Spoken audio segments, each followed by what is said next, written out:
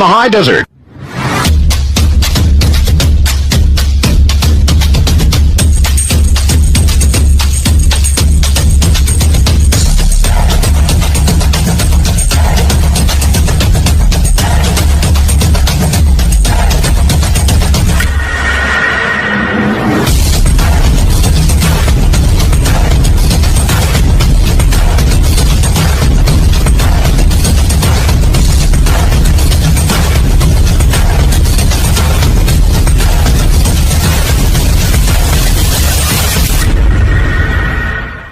Want to take a ride? From the high desert and the great American Southwest.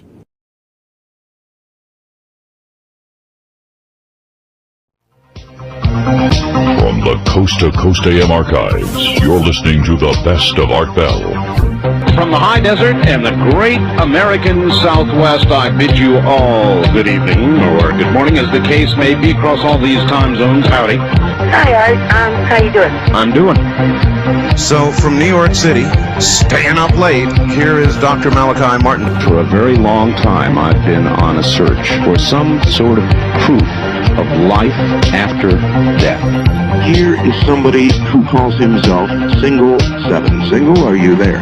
Yes, I am. There's going to be the biggest UFO sighting of the century. You're listening to Art Bell on Premier Networks.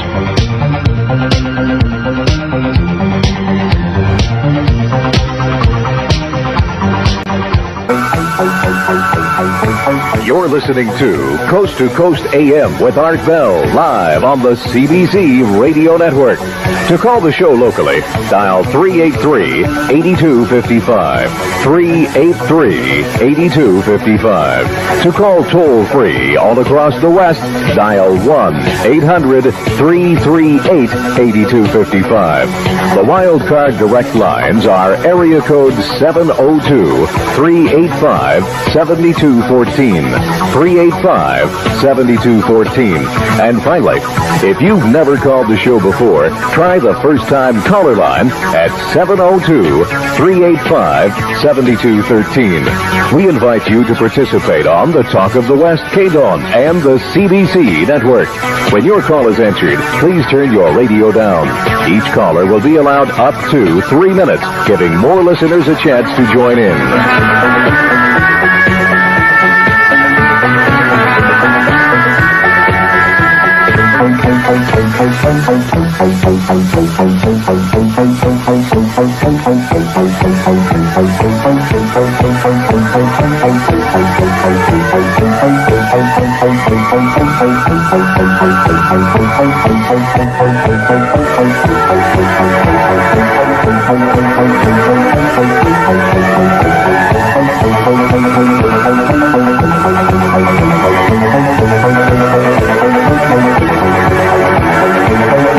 From the flagship station of the CBC and BRN radio networks, KDWN, the 50,000-watt clear channel voice of Las Vegas, on 720.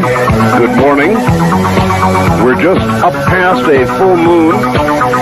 We're here for all-night talk radio, and we have on the telephone our guest for the evening, John Lear.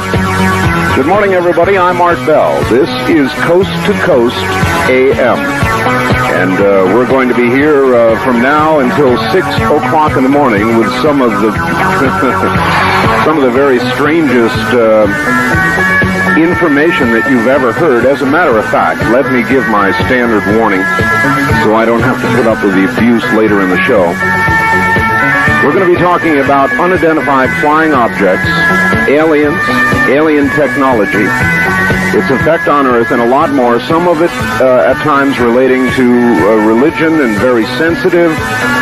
And my caution to you all, my caveat would be, if this kind of thing disturbs or scares you, or there's anybody in the room that would be disturbed or scared, please get them out of the room and or turn the radio off. For the rest of you, John Lear in just a moment. Right now, I want to tell you about the Sea Crane Company, and the Sea Crane Company is a most unusual company. They ought to be your one-stop Christmas shopping store. Here's kind of a partial list of what's available, and this also is a caveat. They're beginning to sell out. Despite how well they stocked up for Christmas, they're beginning to sell out, so if you wait much longer, you may be sorry. It's all going very quickly. The C. Crane Company has in stock, in limited stock now, the Sangean 818CS, the best radio in the world, $250, AM, FM, shortwave, the complete shortwave band. Nothing more sensitive nor selective on any of the bands than the Sangean. It's an incredible rating. It has a built-in tape deck to record whatever you hear and play it back. You can set it up with a timer. It's got 42 one-touch memories. It's a serious radio. BFO, you can hear the world. It brings the world to your doorstep. Stock is now beginning to get low, $250. They've got the TV radio. It's about the size of a pack of cigarettes. It gets AM, FM, and television, of all things. And it's got 19 one-touch memories. Boom, boom, boom. You just go right through the memories. You can include all the local VHF television stations you have, $69.95. They've got the select antenna, $50. It'll improve the radio reception of any radio. Just put it next to it, no batteries or wires. Tune it, and your radio reception is vastly improved. $50. They've got scanners for police, fire, emergency reception. If you want one of those, they begin at $125. It's all at the C. Crane Company. They'll open between 8 a.m. and probably around 1 or 2 or maybe even 3 tomorrow afternoon. The number to call, and I know it's hard to get through, is 1-800-522-8863. 1-800-522-8863. And I was told to warn you this morning, stock is getting low. And now, I'm going to go ahead and read his resume because I very much want you to know, all of you, particularly those of you who have never heard him before, you're in for quite a shock, who you're listening to. John Lear, 49 years of age now, a captain for a cargo airline, has flown 160 different types of aircraft in over 50 different countries. He held 18 world speed records in the Learjet, including the round-the-world speed record set in 1966, and is the only pilot to ever have earned and held every airman certificate issued by the Federal Aviation Administration. These certificates include the Airline Transport Rating, Flight Instructor, Ground Instructor, Navigator, Flight Engineer, Dispatcher, Airframe and Power Plant Mechanic, Control Tower Operator, and Parachute Rigger. In addition to this, he holds the PATCO Award for Outstanding Airmanship presented in 1968. Lear has flown missions worldwide for the CIA and other government agencies. He flew in Southeast Asia between 1966 and 1973 and has extensive experience in Europe, the Middle East, Afghanistan, the Far East, Africa, the Pacific, and Atlantic Oceans. He has also flown experimental test flights for the Learjet Corporation and other companies. As a non-SCED pilot, he's flown for 28 different airline companies in the past 25 years and has been a pilot for 34 years. Lear studied industrial design in college, then pursued his aviation career flying airplanes, seaplanes, gliders, gyroplanes, helicopters, balloons, and fighter-type aircraft. While attending high school in Switzerland, Lear became the youngest American to climb the Matterhorn in Zermatt. In 1968, he pylon raced a Douglas B-26 Invader in the Reno Air Races, the largest aircraft ever raced at Reno at the time. At age 28, he was one of the youngest Boeing 707 captains to fly in commercial airline service. A former Nevada State Senate candidate, John is the son of William P. Lear, Sr., designer of the Learjet executive aircraft, the 8-track stereo, and founder of Lear Incorporated, now Lear Siegler Corporation, a large defense contractor. Lear has written extensively about airplanes and other subjects. and was Middle East correspondent for Combat Illustrated between 1975 and 77 while stationed in Beirut, Lebanon with a cargo airline. Although Lear's father was outspoken in his belief of the existence of extraterrestrial visitors, to the great concern of the Pentagon, by the way, particularly because Lear Sr. was head of a large defense contracting company, John only became interested in the subject himself 7 years ago after talking with an Air Force pilot who was stationed at Bentwaters Air Force Base near London, England, where 3 small aliens were photographed by the Air Force, walking up to Wing Commander General Gordon Williams.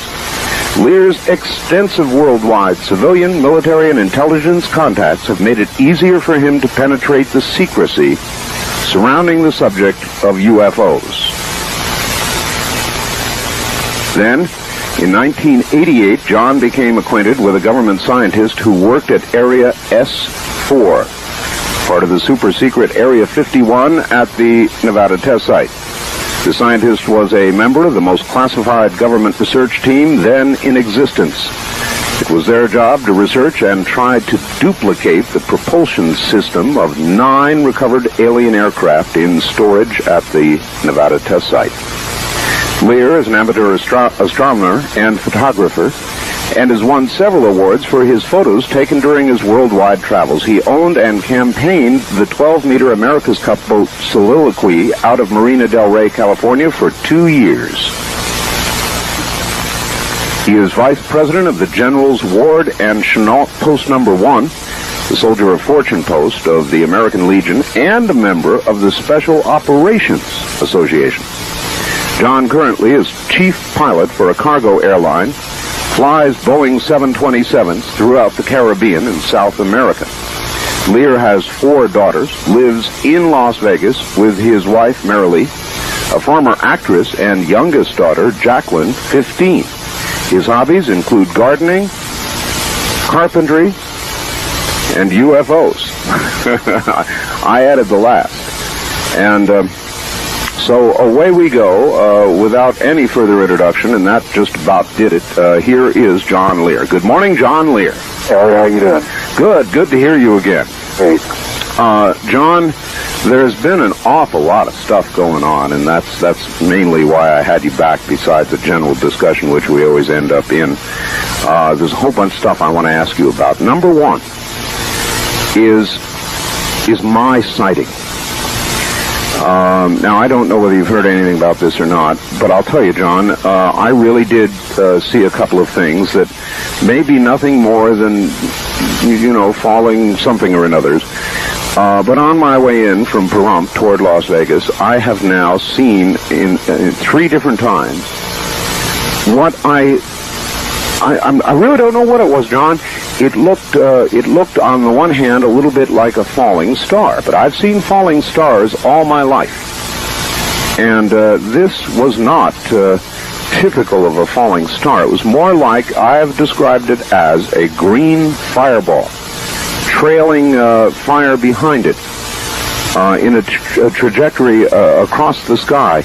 It wasn't small. It wasn't like a typical falling star that we've all seen for years. It was, and I'll tell you why I'm mentioning this, John. It's because I said it on the air, and you wouldn't believe the derogatory mail that I've received. I joked around, said it's seed pod or something coming down, but that was just a joke. And for having seen this and reported on it, you can't believe the mail that I've received, John. Yes, I can. And so that set me to thinking, if that got me that kind of mail, and I said at the time, could have been a falling star, I don't know, but sure was strange, I can understand what you've gone through. Well, it's been quite an adventure since I accidentally got into this in 1985. It sure has. I bet. Do you get, John, quite a bit of abusive, come on, what kind of nut are you kind of mail? No, as a matter of fact, I don't think I've got very many of those at all. Maybe really? 1 or 2 in the last, 4 or 5 years. Oh, I got all kinds of, Art, take a vacation. Art, working these late nights must have gotten to you. It's ridiculous. But I really did see these things, John. I don't suppose you have any thought or have heard anybody else talk about it. Green fireballs is what they were. Well, it couldn't have been the sheriff's helicopter, right? Oh, no, John. Nor was it swamp gas here in the desert. It may have been a gigantic falling star. I have no way of knowing, John, but... Well, there was a lot of reports in I think it was 48, 49, and 50 in New Mexico of green fireballs. Lots of those. I haven't heard too many recently, but there certainly was back then. I could only describe it as trailing fire and sparks and so on and so on, and sucker was really moving. I mean, it just went across the trajectory in the sky in just, 4 or 5 seconds. It was really moving. Well, there's a lot of strange things flying around. Yes, there are. Out in my valley, John, I see some mighty strange stuff. All right. I watched, I don't suppose you happened to see Sightings last night, did you? No, I forgot to watch. What was on? Sightings last night did a little segment on angels. And I hate to start in on this so early, but they commissioned the Gallup poll people to do a poll and ask the American people how many, by percentage, believe in angels. This will surprise you. 65% of the American people, according to Gallup, believe in angels. How about that? Well, it relates in a sense, because if that many people can believe in angels, I would think that also a very, very high percentage could believe that these UFOs are more than just something unidentified. No. Wouldn't that make sense? Yeah, I think it would. Okay, I've got a number of other things I want to cover with you. The Associated Press, a couple of days ago, John, reported on a very close call for Earth. At first I thought that it was an old report, but then they began to say, as we slept last night, a 2-mile-wide asteroid passed within 2 million miles of Earth, which they considered to be just close within a cosmic blink. And I note that in all of these, and there have been several instances like this lately, John, they always tell us about it after it has passed. John, can you hold on a sec? We've got to do a break. Stand by. We'll get back to John Lear in just a moment. This is CBC and BRN. News Talk 720, KDWN, where locals come to talk. KDWN Las Vegas.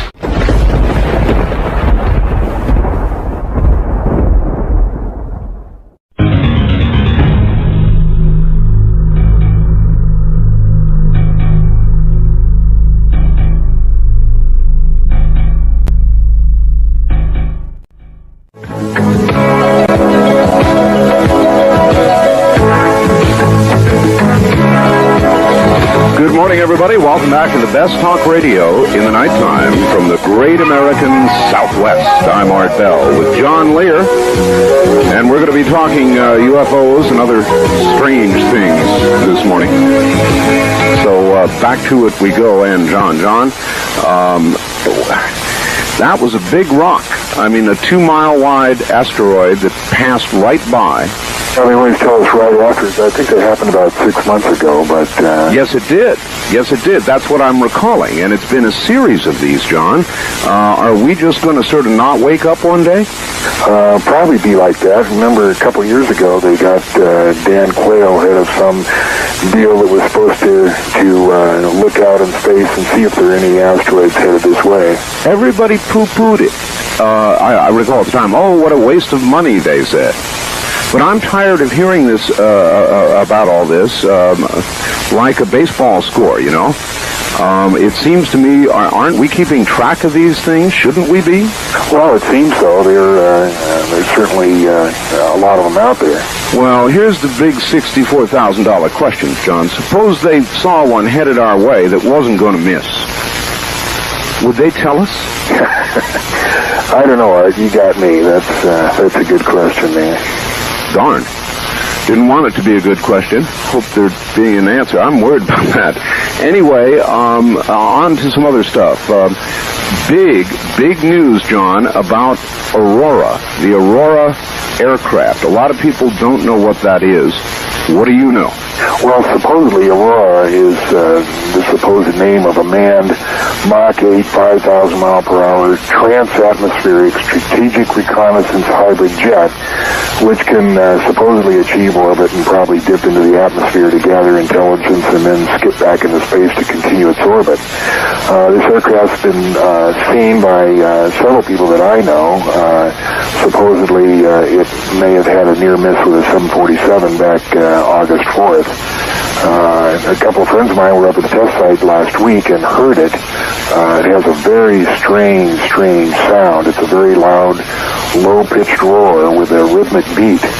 And sometimes you can hear it around the Groom Lake area. It's very distinctive. With a rhythmic beat. Now, I understand a little bit about jet propulsion, or even rocket propulsion. What would give it a rhythmic beat? Now, I don't know that much about it either, but I know a few guys that do. Unfortunately, they're listening tonight, but probably won't call in. Would you urge them to? Yeah. Come on, guys. Call in and tell us what makes the rhythmic beat. You know, don't you, John? All right, if such a person exists out there, we'll let them call on the first-time caller line, because the line's long since locked up here, John. That would be area code 702-385-7213. Is this Aurora aircraft, in your opinion, John, our technology? No, it's our technology, and probably burns liquid hydrogen or maybe liquid methane. Is probably air-launched by another aircraft and probably made by Lockheed. I understand that it is triangular in shape. Well, that story comes from somebody who saw it, I think, working on an oil rig in the North Sea, and it may be, but the thing that's interesting about this story is this guy saw a triangular-shaped aircraft either refueling from a C-130 or being paced from a C-130, and I can assure you that a Mach 8 aircraft could probably not do that. Probably not fly that slow. We have quite a... Well, before I get to that, one more piece of real hard news here, John.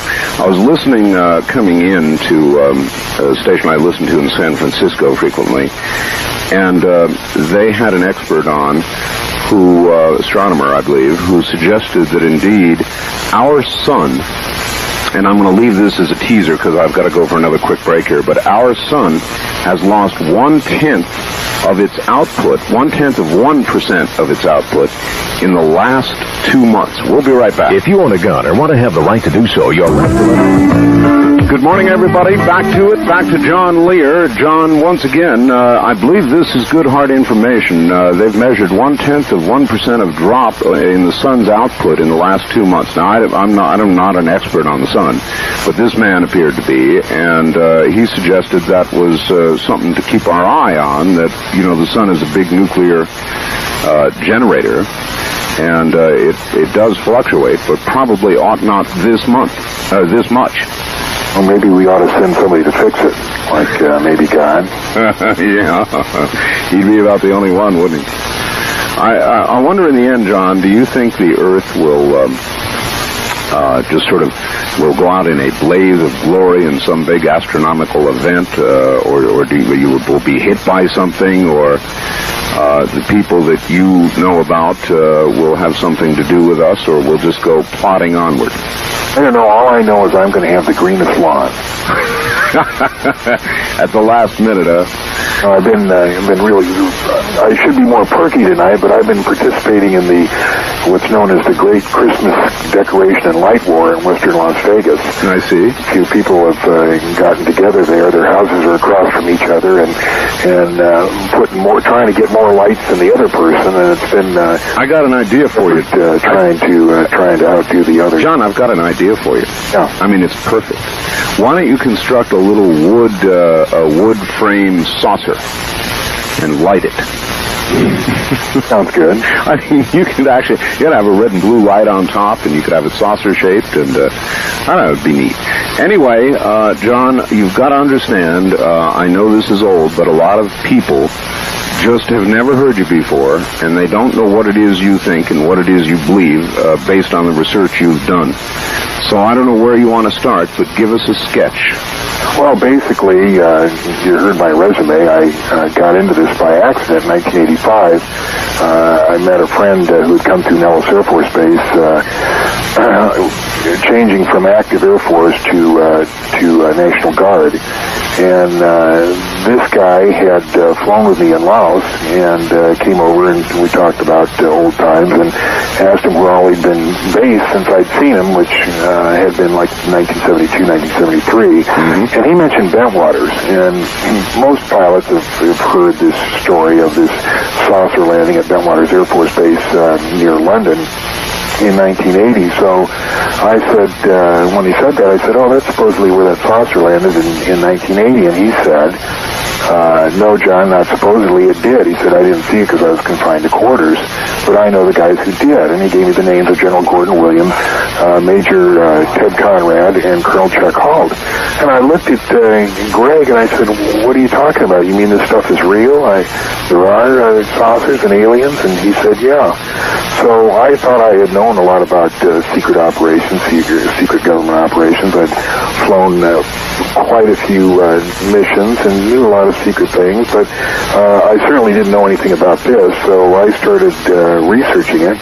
And in 1987, in December, I wrote what became known as the infamous John Lear hypothesis about what was going on, and all it was my idea, based on the people that I had talked to, of essentially what was going on really in the field of discs, flying discs, aliens, and that. And basically that was that in 1964 we had made an official contact with at least with one alien group, and we agreed to exchange to receive technology in exchange for helping them cover up the fact of their existence. And that contract has gone along. There's been a few changes, but essentially that's the way it works. And essentially it still exists today in that same form or a modified form? Yeah, supposedly. There are 9 recovered alien craft up at the test site. There's no question about that. There's probably at least one species of aliens that we work with up at the test site. There's no question in my mind that that's going on. 9 recovered craft. John, do you know whether we have applied any of this knowledge of alien technology? Can you point to any applications?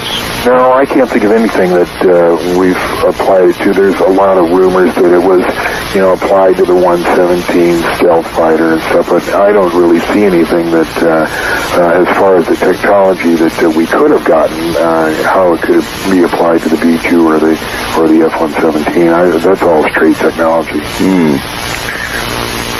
Why is this still under wraps? Well, I guess you answered that question, didn't you? Because we promised to keep it that way.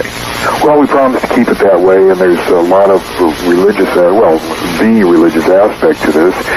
It would upset a great many people. They'd want a lot of questions.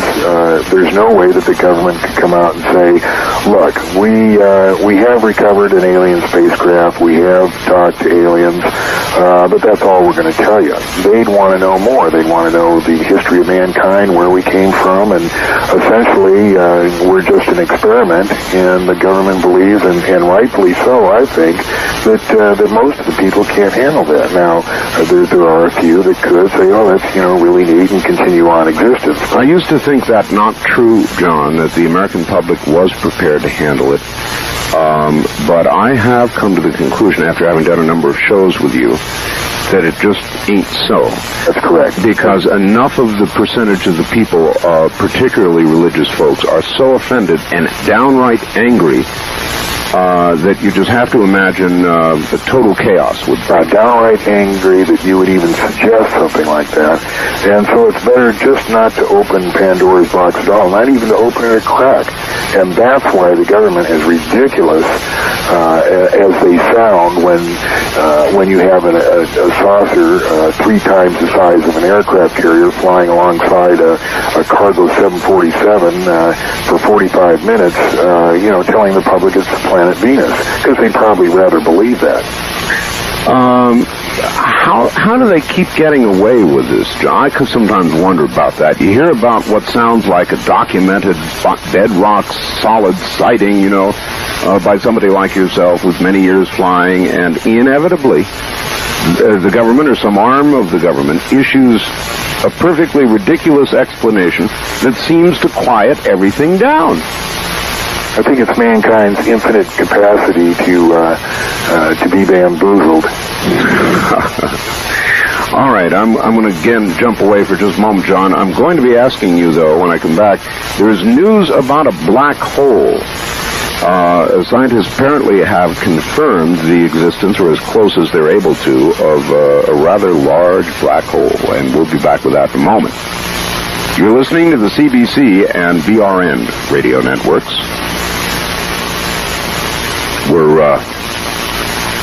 We're going on the trip of a lifetime. Wouldn't you like to come along? It's one of the most unusual cruises that anybody would ever have an opportunity to even sign up for.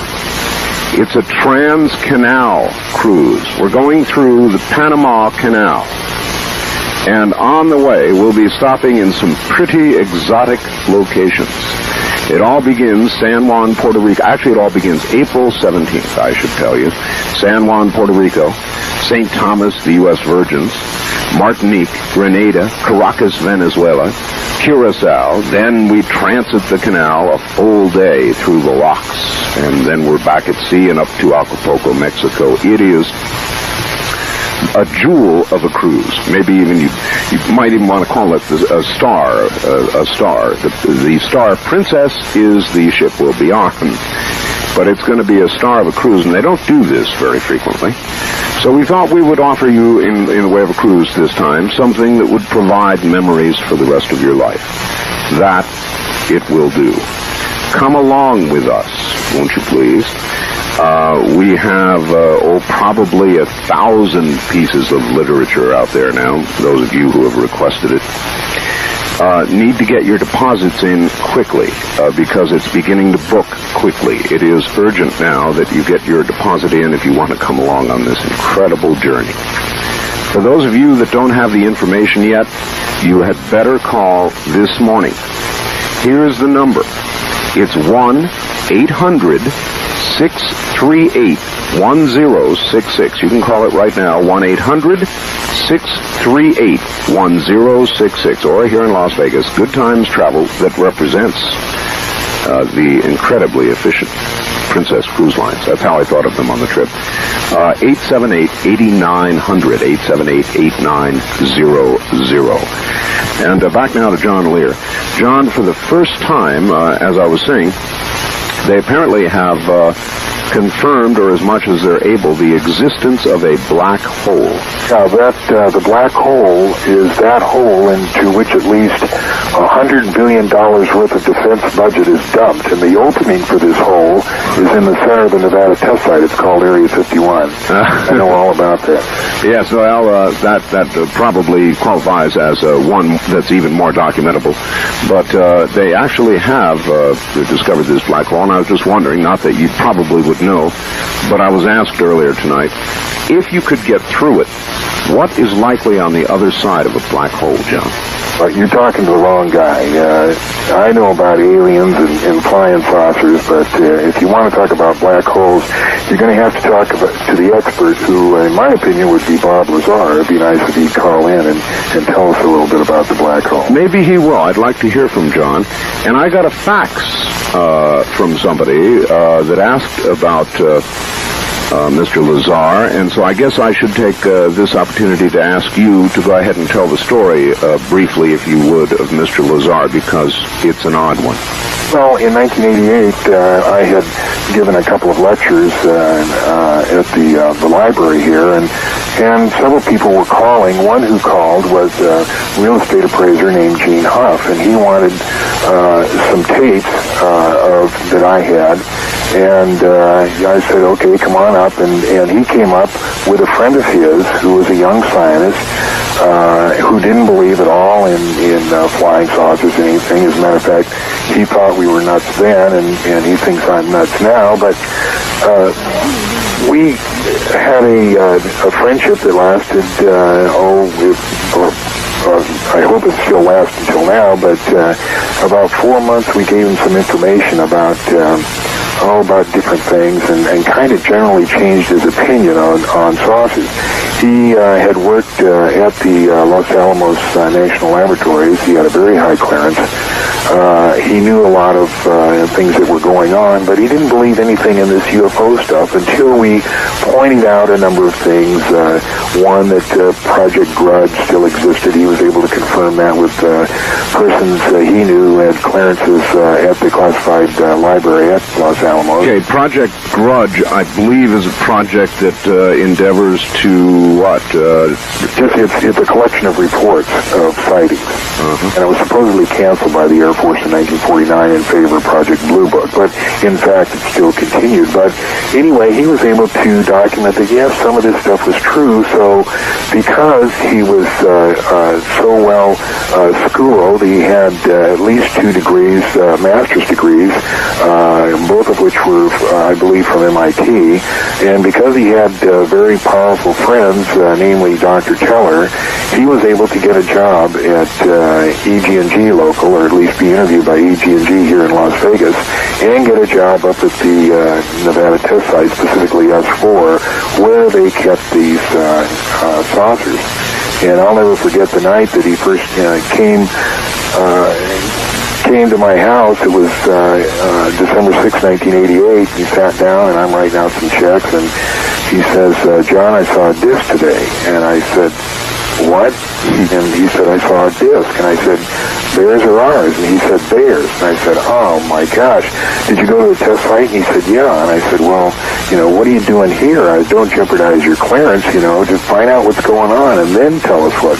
No, he says, you've taken a lot of flack over this, and I wanted to tell you that I saw it. It's all true. I know what the state of the technology is. It's not ours. It came from somewhere else. And that was about it.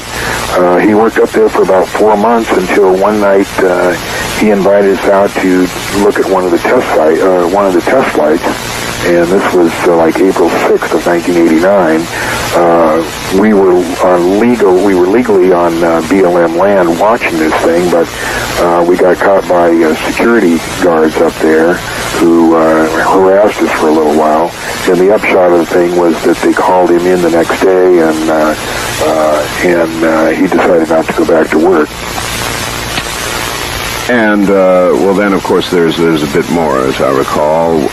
That man, and all trace of him, his educational background, his life disappeared. Yeah, he went on TV, and he told what he'd seen. He was completely honest about what he had seen up there. And in order to check him out, Channel 8, George Knapp and Bob Stoldow did some checks, and it seemed like everything had disappeared about his background. His birth certificate had disappeared, any record of his birth, all his degrees from the various colleges had disappeared. There was absolutely no way to prove who he was, and so it was a little bit hard to prove that, who he was and what he had done. There's a fellow named Dwayne, John, who sent me a fax, and there are a number of questions. I'm going to keep referring to them. Some of them are pretty good. He works for Hewlett-Packard, by the way, and he said, Gulf Breeze, if it is a hoax, then why hasn't anyone exposed it as a fraud? He said, I'm not talking about the Ed Walters thing. I'm talking about the sights that take place every 2 to 3 days or so in the sky there. Again, why has the news media been kept very quiet about it? And wanted you to respond to that. Well, I don't think they've kept quiet. I think all the three networks have been down there and gotten film, but, you can just take so much film of lights in the sky. They're obviously strange, but there's no way you can prove they're extraterrestrial. I believe they are. I believe the Ed Walters story. There's a lot of people who've tried to discredit him, but there's an answer for all their arguments that are brought up. But oddly enough, nothing's been happening down in Gulf Breeze for about the last 6 months, unless it's just started happening in the past few weeks. All right. I remember, John, an NBC report one night. I think it was Connie Chung, and it may have been in Tokyo. And they only showed it once, and they would never show it again, despite a lot of requests. But by golly, there was a saucer something in the sky behind Connie Chung. I think it was Connie Chung, the reporter. And do you recall hearing anything about that? I don't remember that specific one, but there have occasionally been reports like that, but you don't usually see it on the major networks in a news format. You usually see it on the shows like Sightings and Unsolved Mysteries and that type of stuff. All right. What does John know, it goes on in the facts, about the daily visit of a UFO in Mexico City? It's been going on for a couple of years now, and the only TV show to air this has been Sightings. What gives? Does he know why the news media has been kept quiet about this one? I don't think the news media is kept quiet. There's certainly a lot of film. Where it started is about 6 months ago. There was an eclipse of the sun that could be viewed from Mexico City, and it just happened. Everybody had his video camera out filming the eclipse of the sun. Well, for some reason, there happened to be a lot of flying saucers out, and they got tremendous shots of these things. There was over 100 videotapes collected by Lee Elders, who went down there and started contacting everybody that had them. He worked with essentially the Mike Wallace of the 60 Minutes of Mexico, and they collected this, brought it back, and put it on Sightings. But as far as the major networks, what do you want them to do? Say, here's a flying saucer. It's been seen in Mexico City. Well, you know what? I do. In other words, the major networks have never really dealt with this subject seriously. They always do it with a little smile or a chuckle or something. There's never been a good network-level investigation of all this. There was one we both recall, but I only viewed it as kind of mediocre. They've really never done a hard news look at this story. Why not?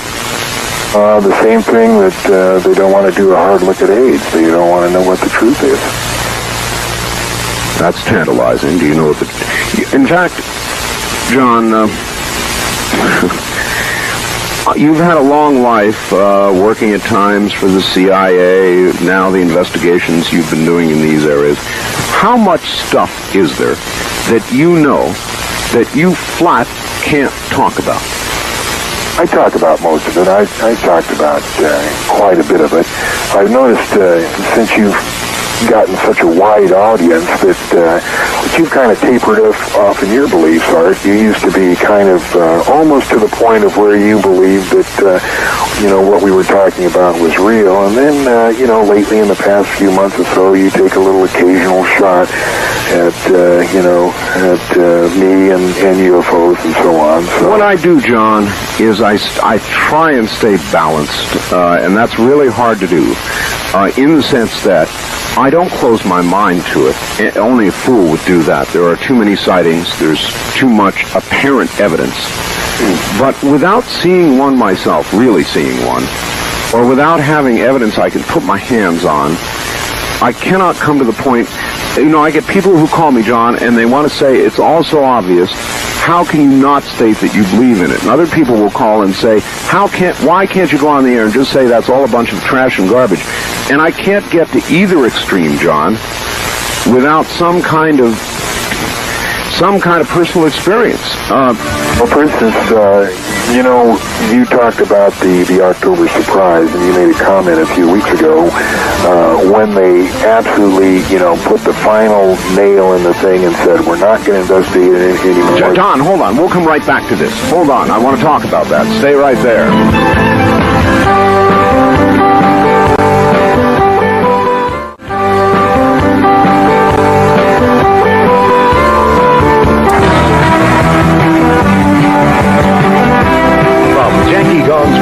downtown. This is KDWN Las Vegas.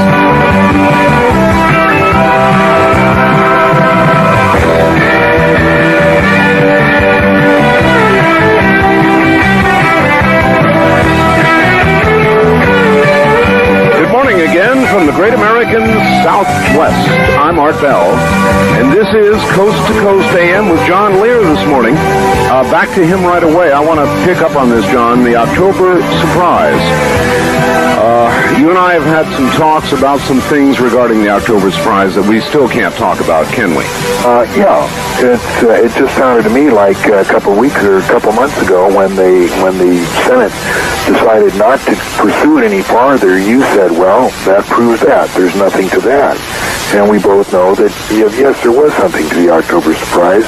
I participated in the October surprise to the extent that I was supposed to fly the guns and ammunition from Tel Aviv to Tehran.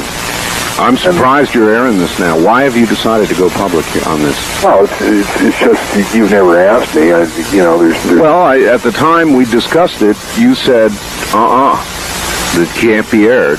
Because there was, in case of a Senate investigation, my attorney said, don't say anything to anybody, but since it's a dead issue now, I can certainly say... Well, maybe it was a dead issue. Now that you've said this... no, they're not going to open it up again. You don't think so? But anyway, the fact is I knew about that part, and there's also strong evidence that Bush certainly, the last time he was seen was at dinner on the Saturday that this all occurred, that he was supposed to be in Paris. He flew in a BAC 111, which is a large private jet, over to Paris, completed his meetings with those people, and then was flown back in an SR-71. It certainly didn't have to be Aurora. Yeah, I said on the air the other morning, I did say, John, they all said he couldn't have done it. Well, certainly the Aurora, or even, I suppose, a lesser aircraft could have accomplished it. The pilot that flew him back started to talk about this about 2 years ago, and he was put in jail, and he's still there. Well, what makes you think you're going to be free to make your lawn green if you're So for the record, John, let's get this out again. Your participation in the October surprise was what? Was to take the guns and ammunition that was promised to the Khomeini by Bush and Casey. It was to go to Tehran.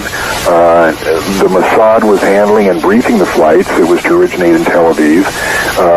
We had to go through Turkey to get there, and so the deal with Turkey was to give us overfly rights that they got every other load. How far had you actually gone with it, John? You were in an aircraft in standby, weren't you? No, we were briefed, but the first airplane in got shot down. It was an Argentinian CL-44, and the Mossad couldn't figure out exactly why he'd gotten shot down, because he actually crashed about 40 miles south of Yerevan in Russia. And they supposed what they supposed happened is he was on his way out. He didn't have any. He'd already dropped his load, and so apparently the Soviets came down, intercepted him, and he thought, well, I'll go along with him. They can't prove anything, and then shot him down when they got him over Russia. Holy mackerel! But they couldn't prove it one way or the other, and they didn't want to risk the 707s, which I was flying.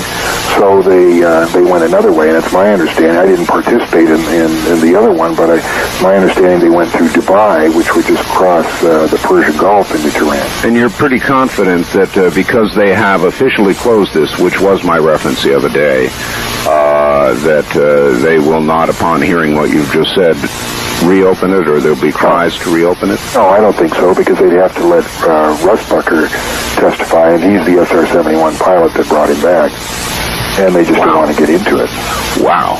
Well, we just killed 1 hour dead, John, so stand by, relax, get some coffee or whatever, and we'll come back and do another. Okay. All right, stay right there.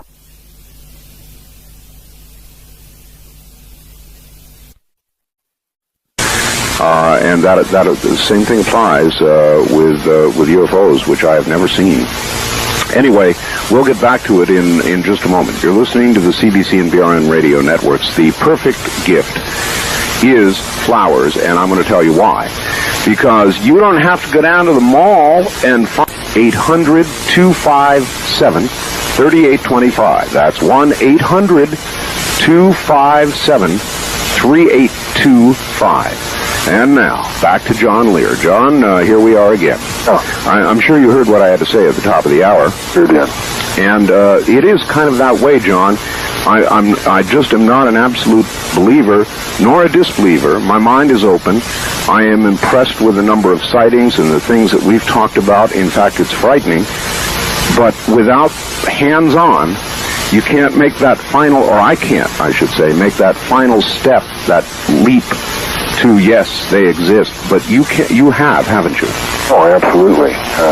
But if you'd have walked in my shoes for the last 5 years and had access to all the information I had, you probably believe as I do. Yeah. All right.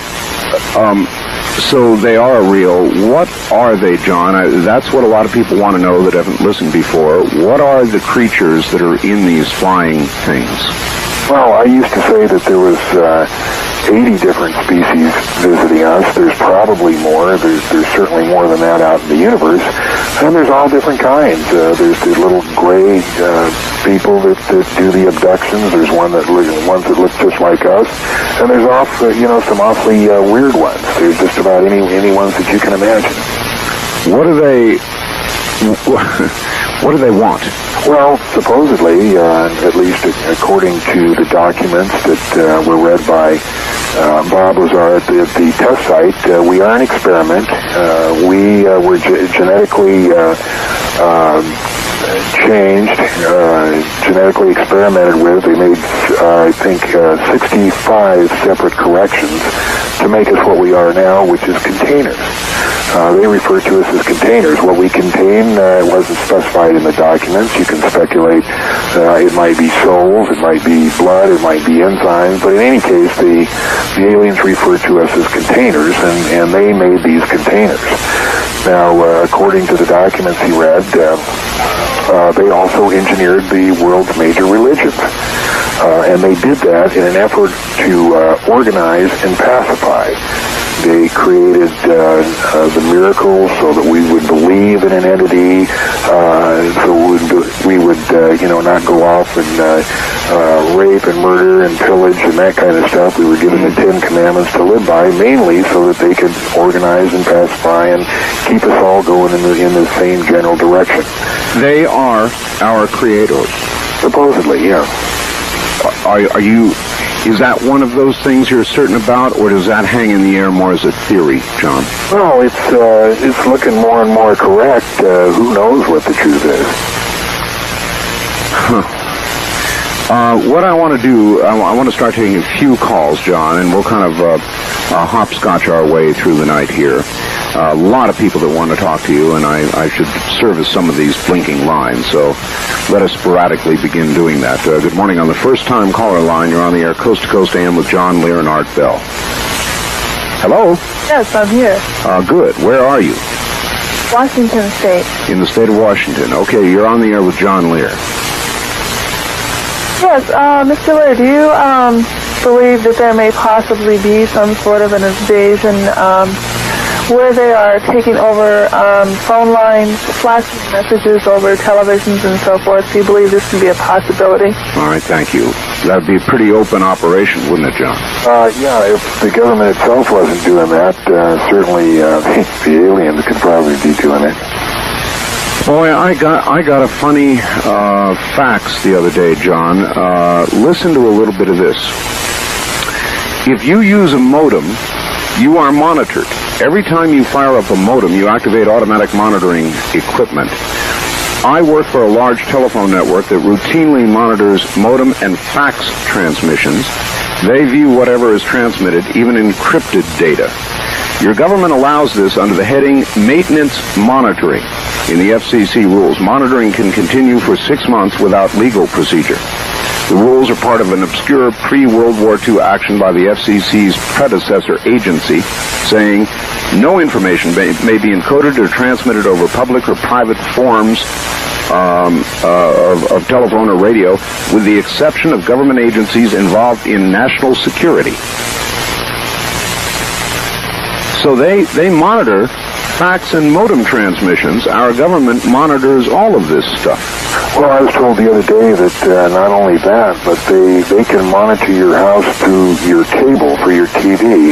I had a friend who worked for a cable company. He said it was very highly sophisticated. He stopped short of saying that they could actually watch you, but they can certainly monitor you through the cable TV. This comes, by the way, from a fellow ham radio operator who works for a company that does this kind of work up in the Bay Area, so he knows what he's talking about. And I guess just about everything certainly is monitored. Have you ever been concerned about that, John, on a personal basis? Certainly, if I were in the government, I think I would monitor John Lear very carefully. No, I don't worry about it because I know it goes on. In 1987, just after my series of lectures here, and I appeared on TV a couple times, I have a couple of teenagers here, and the Centel guy was up here putting in some phones, and he came in one morning and said, "Hey, John, do you know your phone's tapped?" And I said, "Really?" And he said, "Wow. Do you want me to find out where?" And I said, "Yeah." So he went out, and he came back about a half an hour later, and this guy said, I went behind your house up to the pole, then I went over to Monroe Street, and then down to Hollywood Boulevard, and then down to Nellis, and down to Bonanza. And he says, "It's further than that." He said, "I'll be back in a little while. I want to check what's going on." So he didn't come back until the next morning, and when he came back, he said, "John, I can't talk to you anymore." And I said, "What are you talking about?" He said, "I'm going to be on another route." He said, "What happened is I traced your phone tap to the mainframe at Centel," and he said, "I went to the FBI, and the lady there said that if I didn't like my job, I could quit." He said, "So I went home last night, thought about it. I went into work this morning, and that same lady was walking out of my boss's office and said the same thing to me. So they made it very clear that if I made any noise, that I wouldn't have my job. And I know who the guy is. I know where he works, and a couple of the other Centel guys often come by and say, so-and-so says to say hello to you." So, John, that's creepy, but it's not a surprise. There's no question in my mind that we're monitored. I guess then your attitude just becomes, who cares? I'm above board, and I'm going to just keep doing what I'm doing, or does it intimidate you to know that? It doesn't intimidate me. Everything's on the up and up. I'd like to expose some of this stuff that's going on. I don't think a lot of it is right. But it doesn't seem like we can do much about it. Mm-hmm. Wildcard Line 3, you're on the air, Coast to Coast AM with Art Bell and John Lear. Good morning. Oh, good morning, Art. Where are you calling from, sir? I'm calling from Mesa. Mesa, Arizona. Yes, sir. All right. I'd like to ask him if it would surprise him to know that Clinton's mother's maiden name was Rockefeller, and that his real name is William Jefferson B-L-Y-T-H-E the Fourth. Life. The Fourth. Is all of that a surprise to you, Joe? No, I think what he's saying is everybody's connected that goes in the government. We think that we're getting somebody new, but really the President of the United States is just a figurehead. It really doesn't make any difference who's in there. The same people who run in the secret government are going to run it no matter who gets in it. Funny thing, there was a day when I would have catcalled over something like that, but I have come to believe that this last election, whether it had been Bush for another 4 or Clinton for his first 4, it just didn't make much difference in terms of policy or anything else, and I've come to believe that. Remember the Skull and Bones, Trilateral Commission, CFR, the whole thing, there's no difference. Does that answer your question, caller? I would like to know the spelling of the pilot's name and where you think he's located, what prison. All right. Thank you. John, what can you tell us? It's Russbacher, Russbacher,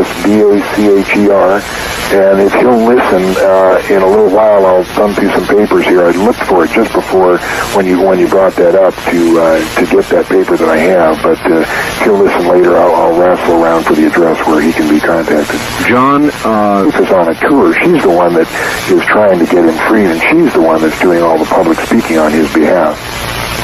Wow. John, is there anything that we could do on Earth, or we might do, that would cause these aliens to come out of their invisible closet and intervene in some way in the course of events here? No, I don't, intervene in what sense? Well, suppose, for example, tensions were increasing and it looked as though some idiot was going to push the button despite the Cold War now being gone, in other words, we're on the edge of self-eradication or something of that magnitude. I've heard stories, unsubstantiated, that they have, in several cases, either changed the firing mechanism or changed the place where something was supposed to land, different rockets. But I don't know whether that's really true or not.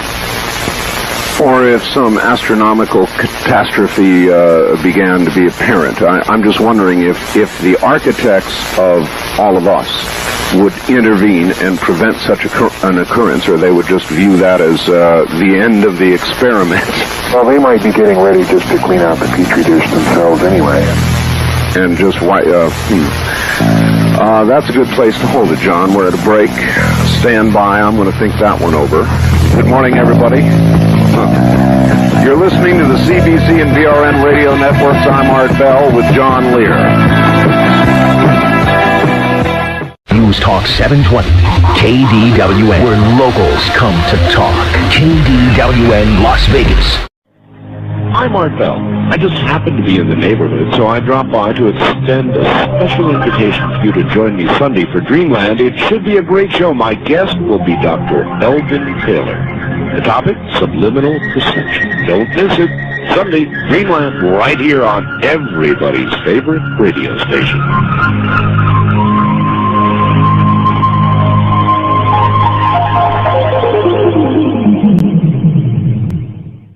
Now from the archives of Coast to Coast AM, Art Bell describes a rather unfortunate on-air situation. I've got next to me what's called a cart rack. It's an affair with slotted little holes that hold the commercials and the bumper music and all that sort of thing. It came apart during the break, and so a bunch of carts fell down. So I got them all down here. And so I thought I would fix it, and I ran into the other room and got a container of super glue. And I guess I hadn't put the top back on it, so I took a pair of scissors right here, and I cut the top off the super glue to get it to flow. Well, it flowed all right. It flowed all over me. So I tried to pick it off, but it was still flowing on my finger. And I think that I've glued my lips together. This is the dumbest thing that I've ever done by a country mile. I actually glued my lips together. I did. In my panic, I ripped part of my lip off. And I such a piece of my lip. You're not all night long or any portion thereof. You never know what's coming next on Coast to Coast AM. And neither does the host. Actually, a little piece of my lip in the ashtray here.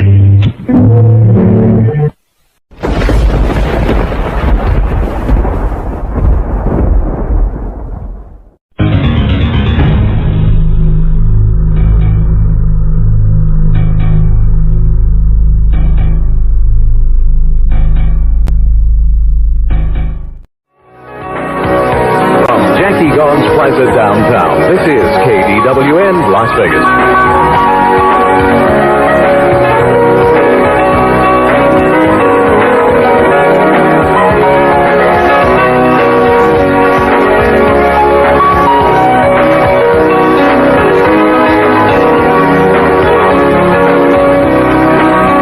Good morning again from Las Vegas. I'm Art Bell with John Lear, son of Bill Lear, creator of the 8-track tape deck, the Lear Executive Jet aircraft.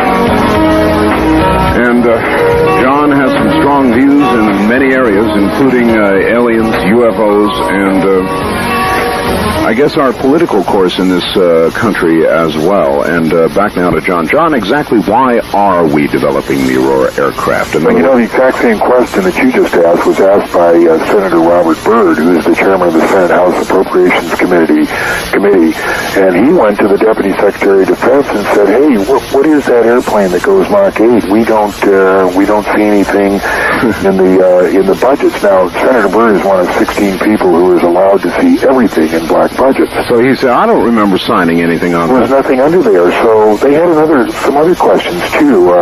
NBC, April 20th, ran a story about saucer-like objects over Groom Lake. Yep. Channel 13 has some strange lights that they photographed over Groom Lake. Aviation Week, May 11th and August 24th, had pictures of strange contrails. You know, there was those skyquakes in Southern California. Wall Street Journal comes out with a story. All these things seem to say that there was something strange going on. So the Senate, Byrd sent out a guy to Las Vegas here last Saturday, Dick D'Amato, senior legislative aide, and he was going to make a surprise trip to Groom Lake, and he told us that, if there was stuff going on, and it wasn't through the normal budget, that, in his words, he was going to pull the plug on Area 51. So he goes up there on Monday to Groom Lake to tour around and see if any of that stuff is there that we are saying is there, namely Aurora, S4, the disk down at S4, the new unfunded secret airport called Sandia next to Paiute Mesa. And he went up to Groom Lake. As fate would have it, it was snowed in that day, and they told him that they couldn't take him anywhere because of the snow. He said he wanted to go down to S4, and they said, oh, you've been talking to that Bob Lazar guy, huh? So apparently he's going to go back in 2 weeks, and they said that they would take him down there in 2 weeks, but they wouldn't find anything. They told him that there was nothing there. So I imagine 2 weeks will give him enough time to move stuff out. And there won't be anything there in 2 weeks. I don't have anything against black budgets or anything against secret projects, but when you consider the American taxpayer is footing the bill for these operations, and all likelihood is paying 2 or 3 times the real cost for the legal budget programs to support the black budget programs, you might want to know who the enemy is that we're really preparing to fight. Well, that was the nature of my question. What do we need this aircraft for? We have met the enemy, and he is us. In the sense that with a well-defined, understandable enemy or not, we're going to keep doing this, period. Sure. Wildcard line 3, you're on the air, Coast to Coast AM with Art Bell and John Lear. Good morning. Good morning. I'm Linda from Oregon, and I would like to ask John if he has heard of L. Fletcher Prouty. And, sure. He was, L. Fletcher Prouty was one of the 4 people that made up the composite Mr. X in the movie JFK that Oliver Stone made. Correct, and I really got an enlightenment about Vietnam and why Vietnam happened. Yeah, L. Fletcher Prouty wrote a book about 20 years ago called The Secret Team, and he's just recently written another one that elaborates on that. There's also a book out that you'd be interested in called The Man Who Knew Too Much. It's about 850 pages, and it really goes detailed into the Kennedy assassination. I see.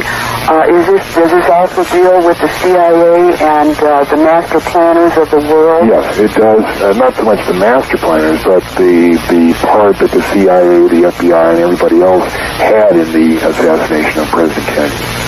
And it's called The Man Who Knew Too Much by Prouty? No, Fletcher Prouty's book is different. The Man Who Knew Too Much is a separate book.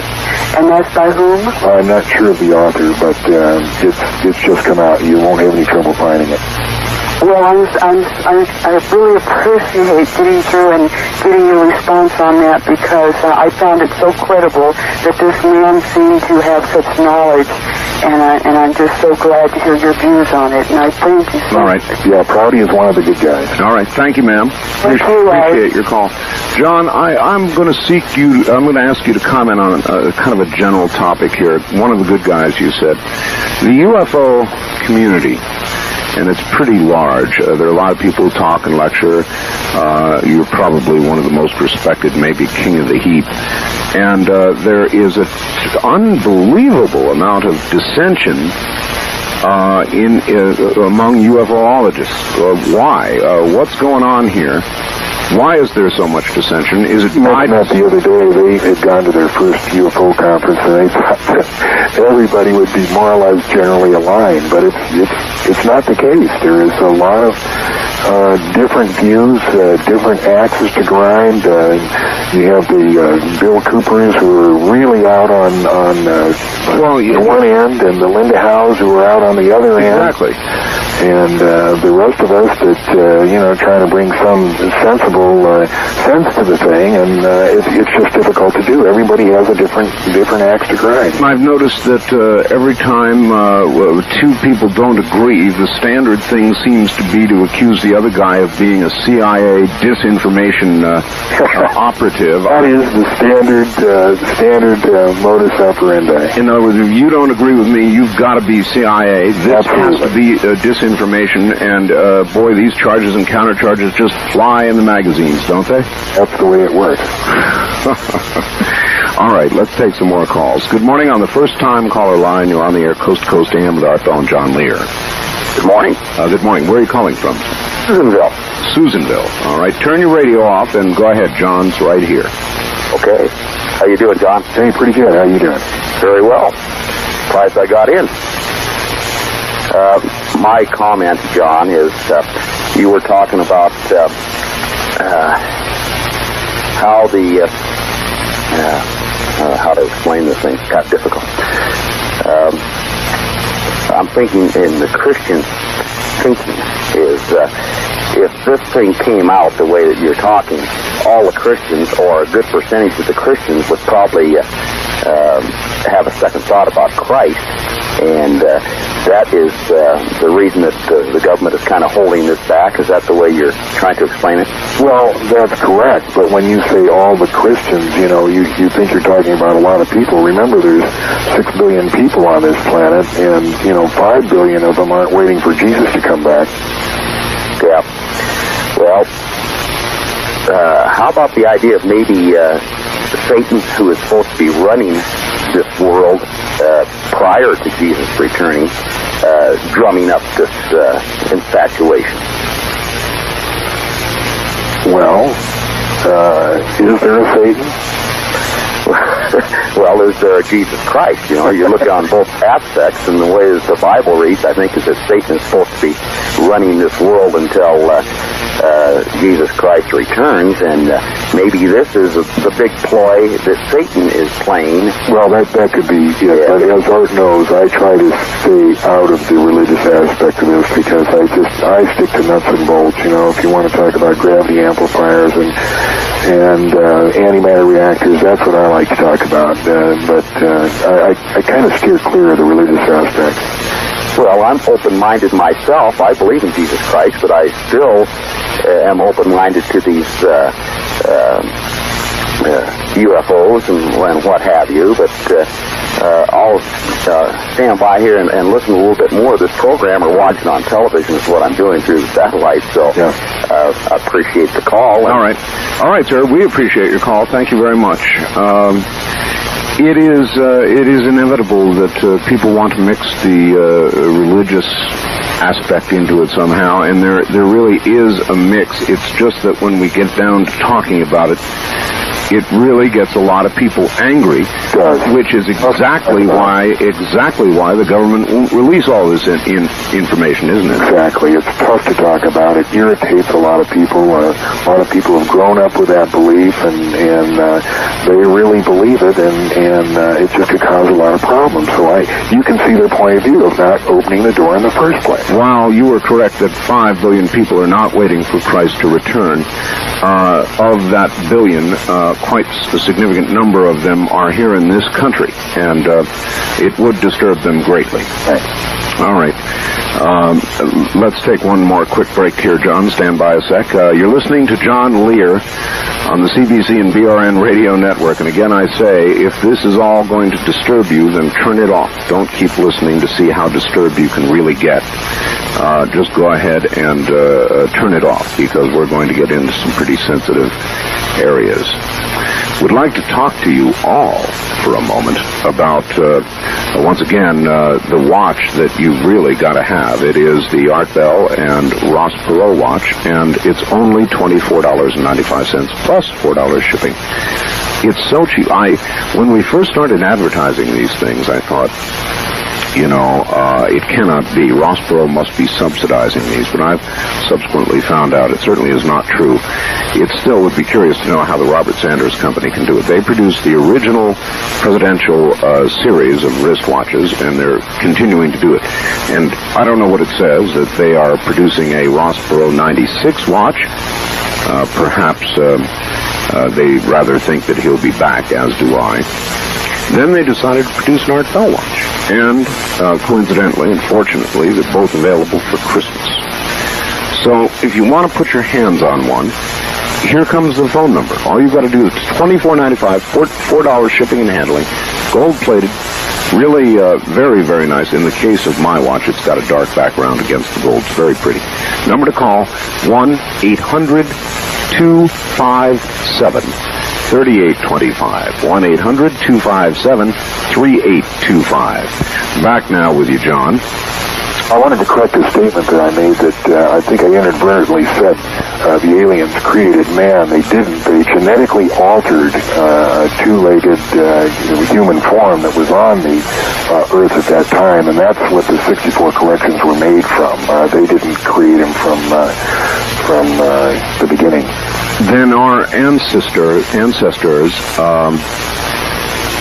are some other sort of space creature that was modified genetically into whatever we are right now? Oh, whatever was here. It's my understanding they genetically altered whatever was here. There is, I believe, turning to reality, or a hard documentable reality, there is a missing link. There is a period of time, and they just cannot calculate how mankind made the jump, made the leap, how the intelligent aspect of man was, and there is that in hard science. There is that area, is there not, John? Yeah, it's tough to believe when you figure out what the odds are. Either there's two general beliefs that we evolved from matter that fell out of a comet and landed in the sea, and then you started off with a slime, and then something crawled up on the beach, and we eventually evolved from that. I mean, there's only that we know of been 18 billion years. The greatest odds that you can think of wouldn't have permitted man to have genetically come from that kind of a sequence of events. The other is that the man was made out of clay, so you can pick those, or as Gene Huff says, you can be an externalist and believe that we were modified by an external factor. All right, this brings me to something else then, John. All of these abductions, these cattle mutilations, if it kind of gives credibility to what you've said, because if we are, in effect, an experiment, surely those conducting the experiment would, from time to time, need information to continue the experiment, or decide not to, heaven help us. And so then would that be the reason for the abductions? Inevitably, they talk about medical exams. They were examined medically, John. Right, that might be the very reason for these abductions. All of the abductions are kind of a medical exam. They put something here and put something there, and sometimes it's painful, sometimes it's not, but that would, they're checking to see how their experiment is going and whether it's time to clean out the petri dish or not. All right, Wildcard Line 3, you're on the air, Coast to Coast AM with John Lear and Art Bell. Hi. Good morning. John, yes. I'm not being personally argumentative. It's just that I have a set of ideas, too, and I kind of think it's challenging to think this way because we all want answers. But how would you explain near-death experience? And that would be my first question. Secondly, you say not to turn it into religion. I've never been religious per se, like I don't go to church and I don't believe in that. but I have a very strong sense of a God figure for many other reasons. And having been an atheist when I was young, read a lot of books by people who gave me better answers than a Bible as far as factually, could man create God or God create man? And I'm a real strong believer, okay, in a beginning and a creator. I would say that as far as they go, I don't say they're not real. I've never explained, even on Art Bell's show, my experience with it. All right. There has been some. All right, we're going to have to hold it there. Listen on the radio, we'll get you an answer. It is an interesting area, John, this business of near-death or death experiences, the bright light and the whole bit. So many have had it, John. Any thoughts on the matter? It's my personal opinion that the soul goes on forever and ever. And that when you depart this body, there is a short time when you can see down and see what's going on before you go to wherever it is we go. Now, reincarnation was something that Jesus taught. But at the first meeting of Nicaea, I think, which was in 325 AD, and then there was also a meeting in Constantinople about in 1200 AD, they modified what we call the King James Version of the Bible, and they took a lot. As a matter of fact, they really took about 95% of what Jesus taught out of there. One of the things they took out was the idea of reincarnation. I do personally believe in that, and I believe the soul goes on and on and on. So that's the answer, or what I think the answer is to the near-death experiences. Okay, this is going to get into the area that I was afraid of, but I can't resist. Containers, vessels, that's what we are. Possibly containers or vessels for the human soul that we're now talking about. Possibly in experiments with the soul. What, John, pure speculation, do you suppose our creators, our alien scientists that have created us, what use would they have for the human soul? Oh, I don't know. Apparently, there's a lot of interest by one species, the Greys, in emotions.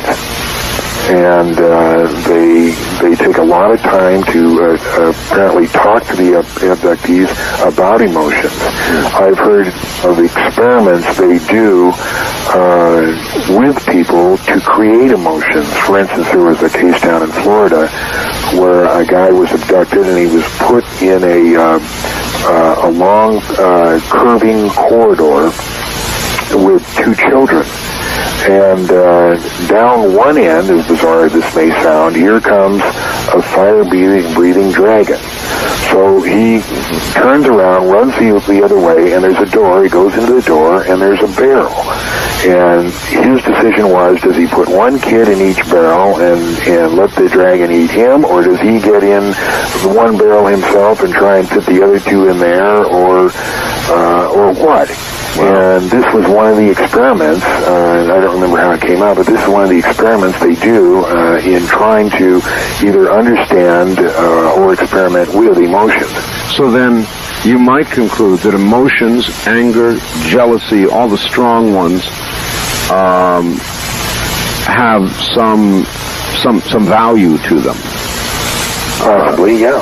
Or they are themselves some sort of energy that can be used in some way? Well, apparently, at least according to the abductees, the Greys don't understand it. They don't have emotions themselves, at least like we do, and they're trying to understand the emotions as we feel them. Wow. We're plotting a lot of new territory this morning. It's very, very interesting.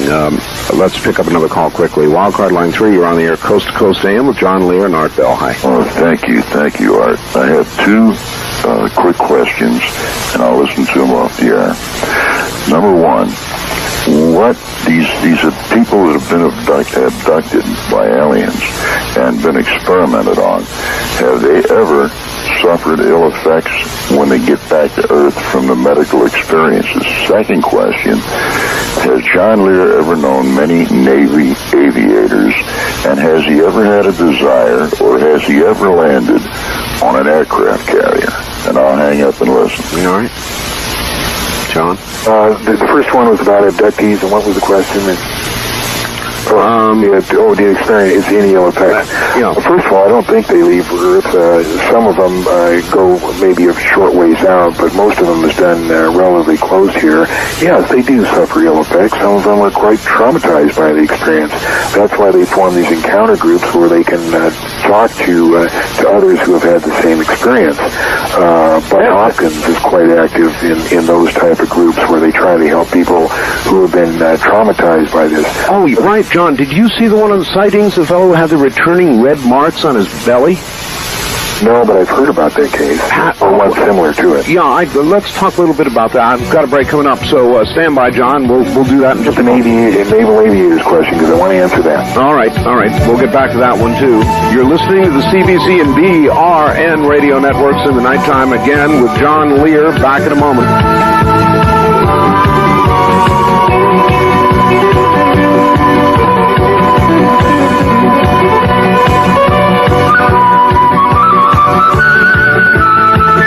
KDWN, Las Vegas. This time of year, Sears siding contractors spend a lot more time inside than they do outside on installations. You see, people just don't think about making home improvements in the winter. But Sears installs sidings all year long. And right now, to keep their crews working, Sears is offering truly incredible values. So call 1-800-468-5300 now for a free in-home estimate. There's no obligation. You will save 15% with no payments for full 6 months. Remember, Sears siding is guaranteed against denting, chipping, or peeling for as long as you own your home. Plus, it's sold, furnished, and installed by a Sears authorized contractor, someone you can trust. License numbers furnished on request. Sears siding installation crews can work for you right through the winter, so call now, 1-800-468-5300. Save 15%, make no payments for a full 6 months. Not available in all areas, some restrictions apply. Ask your salesperson for details. This offer expires December 31st, so call now, 1-800-468-5300. Only one magazine can bring you the stuff that dreams are made of. Dreams of thundering through the sound barrier in an X-1, or defeating the dreaded Luftwaffe in the skies over Britain. Only one magazine lets you dream of harnessing enough energy to power mankind to the far corners of space, or dream of viewing the stars as you step out of the airlock of the space shuttle. That magazine is Air and Space Smithsonian. Every issue of Air and Space brings you man's most tantalizing dreams, past, present, and future. From pioneers like Lindbergh and Earhart to the team designing the first transatmospheric plane, the dreams are there for the taking, all with fascinating illustrations and an easy reading style that the whole family will understand and enjoy. A 1-year subscription, 6 bi-monthly issues is just $18. Order today. Call toll-free 800-292-4100, 800-292-4100. Air and Space Smithsonian, the stuff that dreams are made of. What do KDON and Syntel Cellular have in common? They're both connected to you. Something happening in traffic? KDWN wants to hear from you. Hey, what's that I hear in the background? Oh, that's music. You say. Dial 720 on your Syntel Cellular. It's a free call. Want to express your thoughts on one of the KDWN talk shows? Dial 720 on your Syntel Cellular. It's a free call. It's that simple. Dial 720 on your Syntel Cellular. Do we really have to have that music back there?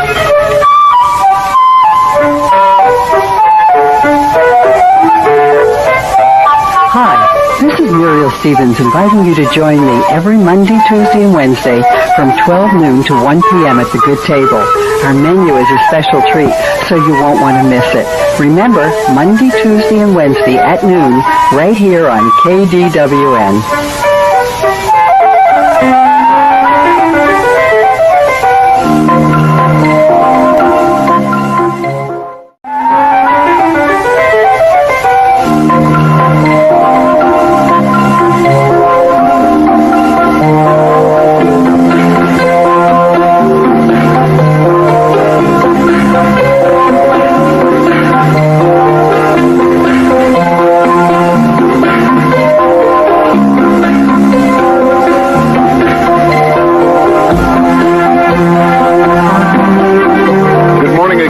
from Las Vegas.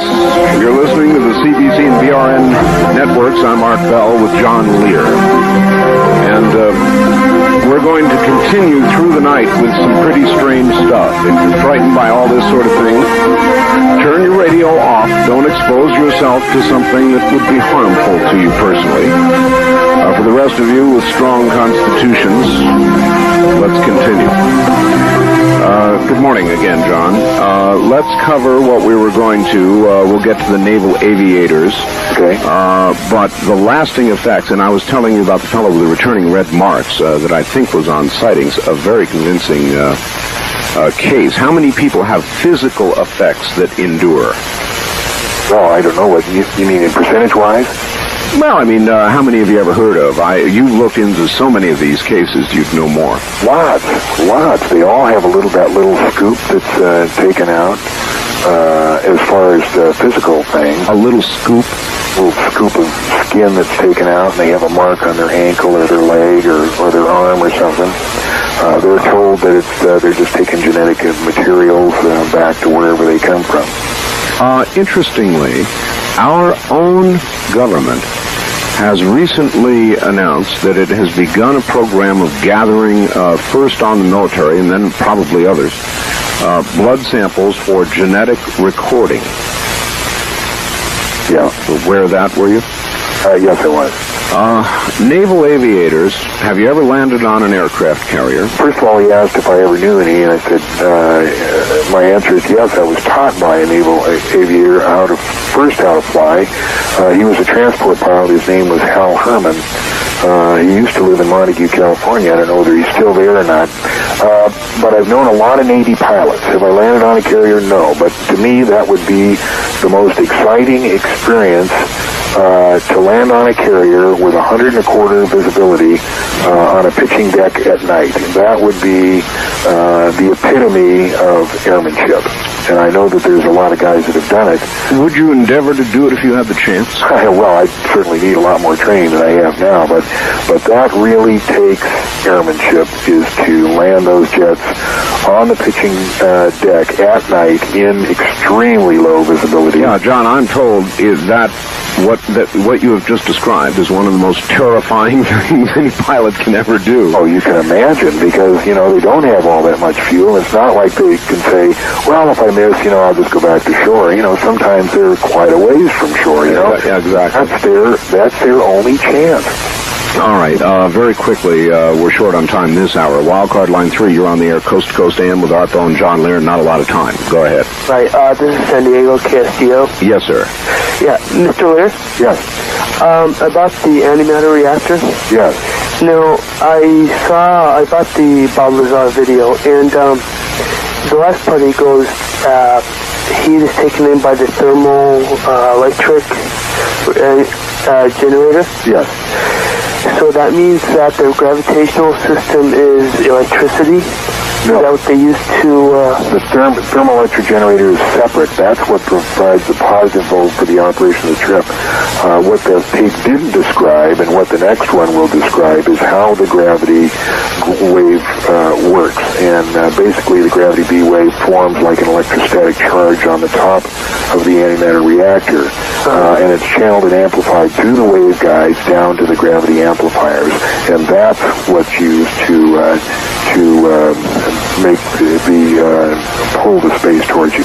All right, caller, we're out of time this hour, so I've got to scoot. Right. I guess there'll be yet another tape that will explain all this. John, we've got a break for just a few minutes for the news, and we'll be right back. Okay. Stay right there.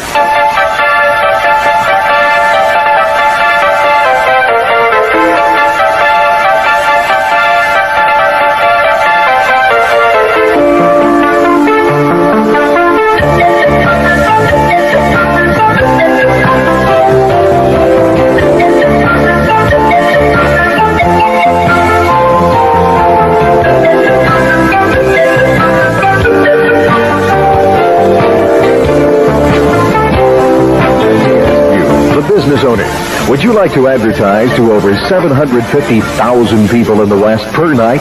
Would you like an audience that listens to the radio for information, that ranks as number one in listener loyalty, that is growing every night as Coast to Coast AM with Art Bell is proving to be the best late-night talk show in America? Would you like to reach the consumer who, much like yourself, has many interests and requires goods and services from a variety of suppliers? Does your business search for the investor who follows world events as a prelude to investment? Coast to Coast AM with Art Bell gives the advertiser an opportunity to reach an audience that has the income and desire for the products that you offer. We get results with adults for our clients. For more information about building your business with the Chancellor Broadcasting Network, call 702-798-1798. Bring our listeners to your products or services. Call 702-798-1798 today. That's 702-798-1798. From Jackie Gone's Plaza downtown, this is KDWN Las Vegas. AP Network News. Good morning, I'm Tim Sargent. The East Coast still feeling the effects of one of the wettest and windiest storms to hit the area in decades. Sergeant John McCluskey with the New York Police Department says they have a variety of problems to deal with today. Basically a lot of flood damage in the ocean-lying areas on the coastal part of the city. There was other flood damage to vehicles that had driven into parts of roads where flooding had occurred. And while the storm is moving off the coast now, officials say a high tide of 3 feet above normal this morning could cause more flooding. Coast Guard petty officer in Boston says it's just a normal day for his department. We do our normal job. We're, always on call and on the ready, making sure that our stations, the boats are secured and everything like that, and then help out in the local communities. As soon as we're done yesterday, making sure all the boats in the harbors are secured and helping fishermen move their boats to secure areas and sheltered areas. Conditions yesterday prompted evacuations in the Virginias, Connecticut, Massachusetts, and New Jersey, where up to 4 inches of rain fell on the southern part of the state. Authorities say that since Thursday, at least 12 deaths have been blamed on the storms. At least 50 people have been killed in a strong earthquake in eastern Indonesia. Experts at the U.S. Geological Survey say the quake measured 7.5 on the Richter scale. No reports of damage yet, but officials say it may have been extensive because of the quake's size and location. Another day in Somalia, another effort to get relief to the people who need it. The AP's Karen Sloan reports. Protected by light armored vehicles, armed Humvees, and 3 helicopters buzzing overhead, the first Marine-guarded food convoy has traveled from the port to the needy northern area of Somalia's capital. It's only 20 tons of rice, oil, and beans, much smaller than aid agencies are used to moving. Some care officials contemptuously referred to it as a convoyette. UN and World Food Program officials note it's just a test of the new way things will be done now that the military's here, and everyone agrees this first post-Marine landing food convoy is symbolic. Karen Sloan, AP Network News, Mogadishu, Somalia. A federal judge in Washington has thrown out one of the Iran-Contra charges against former Defense Secretary Caspar Weinberger. The judge says Weinberger cannot be tried on a count that alleges he lied to Congress about the affair. Hogan says the charges violate a 5-year statute of limitations. This is AP Network News.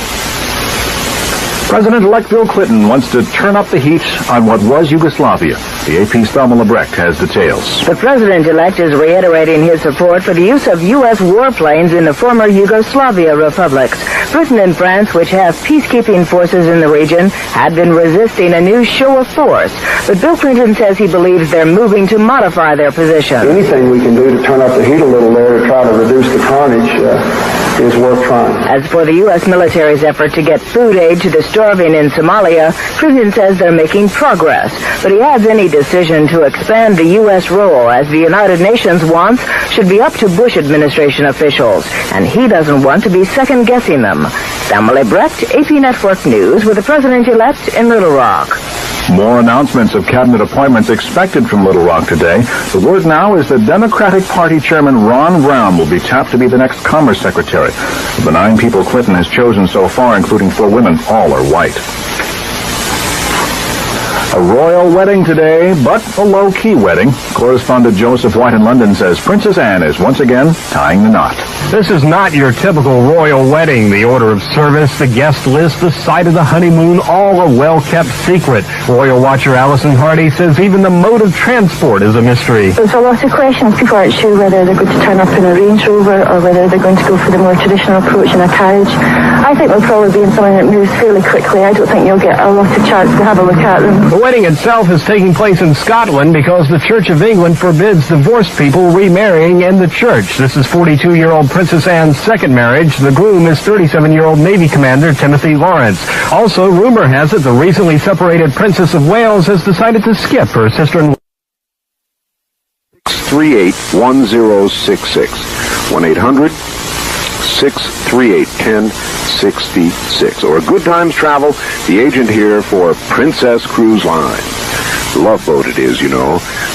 It can be reached at 878-8900, 878-8900. And back we go to John Lear. John, good morning again. All right, how you doing? You up for a few phone calls? Oh, you bet. All right. Good morning on the first-time caller line. You're on the air Coast to Coast AM with Art Bell and John Lear. Hi, I have two quick questions for Mr. Lear. Number one, a little while ago you said we might start seeing something in about 6 months. And second of all, when is your next speaking engagement? All right. You want to take that on the air or right here? What was that? What did I say about 6 months?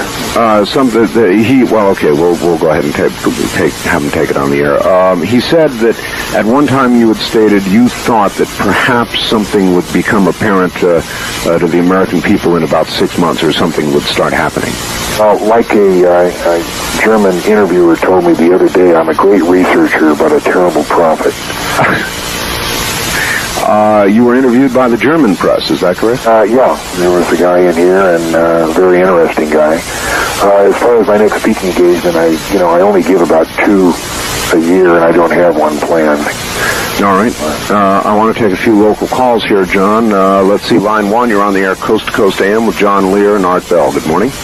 Hi, I live here in Las Vegas. Right. And one morning at 9 o'clock, my son and I were going out to take the trash out, and over a junior high school on the western side of town, we saw an object that was somewhat triangular and hovering, and it hovered for 39 minutes. It changed its attitude a number of times. It shined bright lights on us, and it changed its color a couple of times. It went up, it went down, it went diagonal, back again. We watched it for a long time. I had 2 radio towers, 2 airplane towers I had 2 phone lines in the house.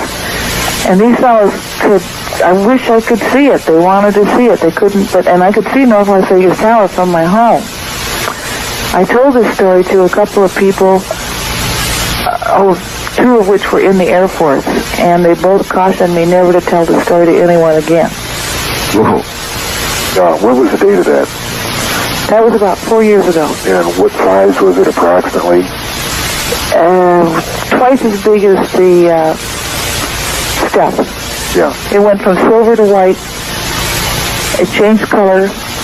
My portable phone went dead, and I ended up on the regular phone. It wasn't scary. It was fascinating. Yeah, a lot of that happens around the Las Vegas area, and they can fix it so that only the one that they want to see can see it. And you can even be in a crowd, and the rest of the people won't see it. And you're saying, well, what do you mean you can't see it? It's right there. I don't like that. I don't like that. I don't like that either. And let's ask about that. Thank you, ma'am. Thank you. John, any explanation for the kind of technology that... I don't know how they do that. Some sort of hypnosis, mass hypnosis, or, who I guess could guess. Anyway, you don't know. Okay. Good morning. First-time caller line. You're on the air with Art Bell and John Lear in Las Vegas. Yeah, I'd like to ask John Lear if he's familiar with Zecharia Sitchin and any of his writings regarding the Sumerian tablets. Yeah, I've read most of his books, and he's got some real good ideas. He's probably on to a lot of good things there. And I just wondered how your research if it ties in with any of his things or not. Well, most of it ties right in.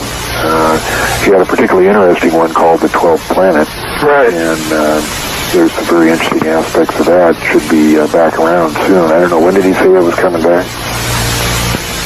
Yeah, I'm not too sure about that. Yeah. No, he has a real interesting set of books there. I would recommend that to anybody who is interested. His research shows that there's been visitation from other planets since, back in those days. And could you kind of confirm that? No question about it. He has some very good evidence that there's been all kinds of wars and monkeying around with the human race and modifying this and modifying that. It's very good book. Okay, well, thank you very much. Thank you for the call. John, AIDS looks like it's going to end up taking an awful lot of people out, John, and I guess it is your view that AIDS, which is a unique genetic bonder of cells, I mean, so unique as to almost be impossible, you would think, engineered by humans, engineered by aliens, purpose, what do you know? Well, it's my personal opinion that it was engineered by the government, specifically the U.S. government, that it was specifically, it wasn't an accidental release, it was specific. It was first released in Africa in, I think, 1975 through the smallpox vaccine that was laced with the AIDS virus, and then it was released in the United States, I think, in 1978. They specifically wanted to infect a large number of people, but I don't know why, and that's just opinion. All right. Pretty dark opinion. Pretty awful to imagine our own government would have done that to us and the world. Purpose, unknown. Population reduction, possibly, John? Well, when you say population reduction, it seems that they want to infect people, but it would certainly seem that there would be a better, a faster way of getting rid of large numbers of people. We would, suppose they did infect everybody in the next 5 years. AIDS doesn't kill immediately. It takes 1 to 10 years, and you would certainly overtax the hospital's ability to respond to so many people long before you'd be seeing a number of deaths. It's an awfully good point, right? First time caller line, you're on the air, Coast to Coast AM with John Lear and Art Bell. Hi.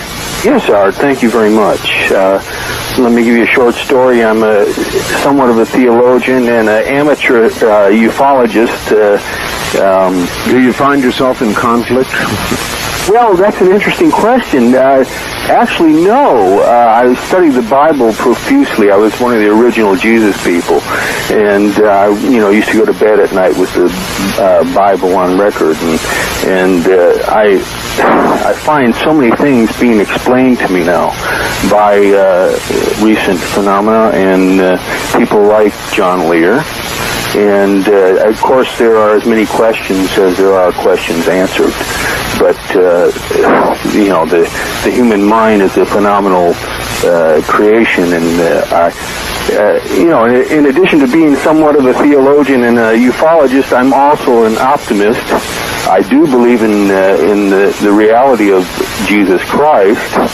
And, of course, not to dwell on the religious aspect, but I do believe that the book of Revelations is now being opened and revealed to us. And the amazing things that came across in that will be revealed to us now, as it said that they would be sealed until the last days. And I have a couple questions. Let me get to them. Yeah, go ahead. Okay. I just came across some recent writings on Pleiades, the constellation of Pleiades, and there seems to be a lot of tie-ins with that, and to get a little far out, the lost city of Atlantis, and also I'm curious about what your opinion is of the Billy Meyer experience. I'll hang up and just listen to those three things: Billy Meyer, Pleiades, and Atlantis. All right. When I first got into this, what they call ufology, I found out that to be accepted by the mainstream, you had to disregard Billy Myers, Adamski, George Adamski, Howard Menger, and various contactees. But when I started really looking into it, all those guys were telling the truth. Billy Myers, I even went on TV and I said it was a fraud, and 6 months later I had to come back and say, hey, wait a minute, I've looked at this thing. I cannot find anybody who can tell me why it's a fraud. On the other hand, I can look at the moving pictures and say, that looks real, and hear the interviews with Billy Myers and say, yes, that did happen. I can't explain it. I don't know who they are. They say they come from the Pleiades. I have no reason to believe they didn't. So, yes, I believe that the Billy Myers case is a true case. And that would probably answer your question of the Pleiades. They certainly fit into this question. How? I don't know exactly. And then the third question was, trying to think. Art, you remember? Now I don't. Well, Billy Meyer was, I believe, the third question, John. Billy Meyer and the Pleiades and something else. I forgot. Well, okay. Now I have two. I know Billy Meyer was the third question. I tried to hold on to that, figuring you'd tackle him in order. All right. I want to ask my audience something, John. I'd like to give some of the people you talked about at the beginning of the program who have seen these craft, including Bob Lazar, an opportunity to call in. So I'm asking everybody on the first-time caller line to please hold your calls. Please hold your calls, and if Bob Lazar or any of the other people that John spoke about are out there, please try to call us at area code 702-385-7213, 7213. How does that sound, John? That sounds great. You know, Bob has taken so much flack from the public that, he's real gun-shy, so I'm not sure whether he'll call in, but it would sure be nice. Well, perhaps not, but it's a legitimate discussion we're having, and I would hope he would decide to do so. All right, let's see what we've got. On the first-time caller line, you're on the air Coast to Coast AM with Art Bell and John Lear. Hi. Hi. Hi there. Would you turn your radio off, please? Yes, I will. Am I on the air now? You are, yes. This is directed to John, and I understand that John and Bob Lazar have built a time machine. Well, that's the story. In fact, you said it, John. John, is that right? Have you built a time machine? And could I go to the 50s, please, John? About 55. And it'll go, what, I suppose, forward in time or backwards in time. Have you ever tried it out? Well, what the bottom line on that story is I asked Bob if one could be built, and he said yes, and I said, what would we need? And he gave me a list of materials of what we would need. A lot of it we couldn't get. For instance, the power source. You're kidding. You really thought about doing this, John? Yes. And holy mackerel. And the bottom line is, yes, you could very easily build a time machine, not very easily, but a lot simpler than you might think, to go forward. Now, it's much more difficult to go back in time, but it can be done.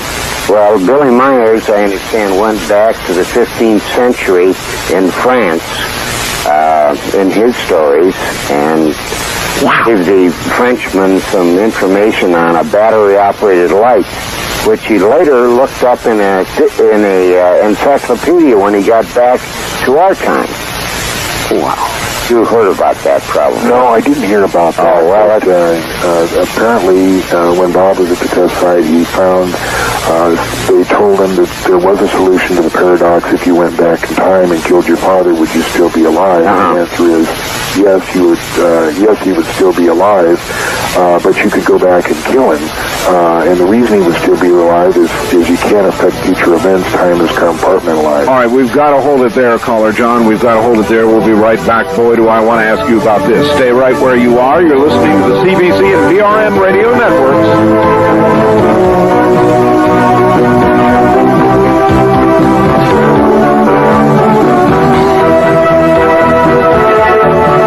KDWN Las Vegas.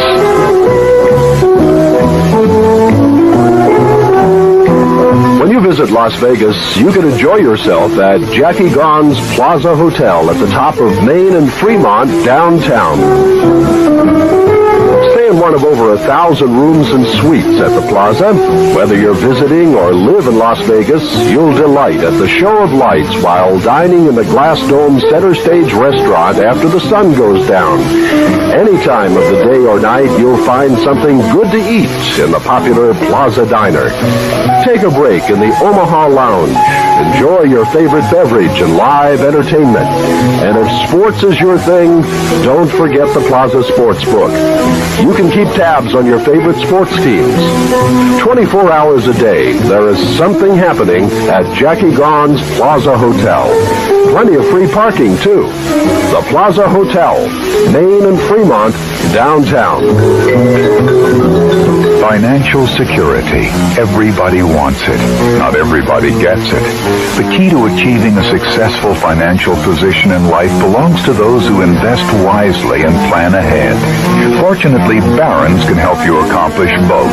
Every week, Barron's provides you with invaluable, often exclusive information covering every investment market, from stocks and bonds to futures, options, art, real estate, and precious metals. Barron's is widely recognized for its unique and comprehensive coverage, and Barron's is committed to bringing you the facts, figures, and insights that will help you in your quest for financial security. Start on the path to a successful financial future today. Subscribe to Barron's. Call now and get 13 weeks of Barron's for $28. That's just $28 for 13 weekly issues. Call toll-free 800-228-5500. These are the sounds of Christmas is the best time of the year. A high-energy holiday musical presented by Green Valley Assembly of God on December 19th and 20th at 5 and 7 p.m. There's singing, dancing, drama, and comedy with a 50-voice choir and 25 of Las Vegas' finest musicians. Come celebrate the majesty of Christmas.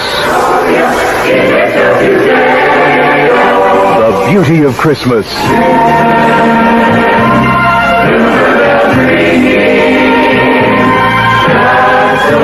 And the joy of Christmas. There are only a limited number of seats available, and you don't want to miss this special holiday treat. Come see. Christmas is the best time of the year. To reserve your seats, call 454-2722. 454-2722.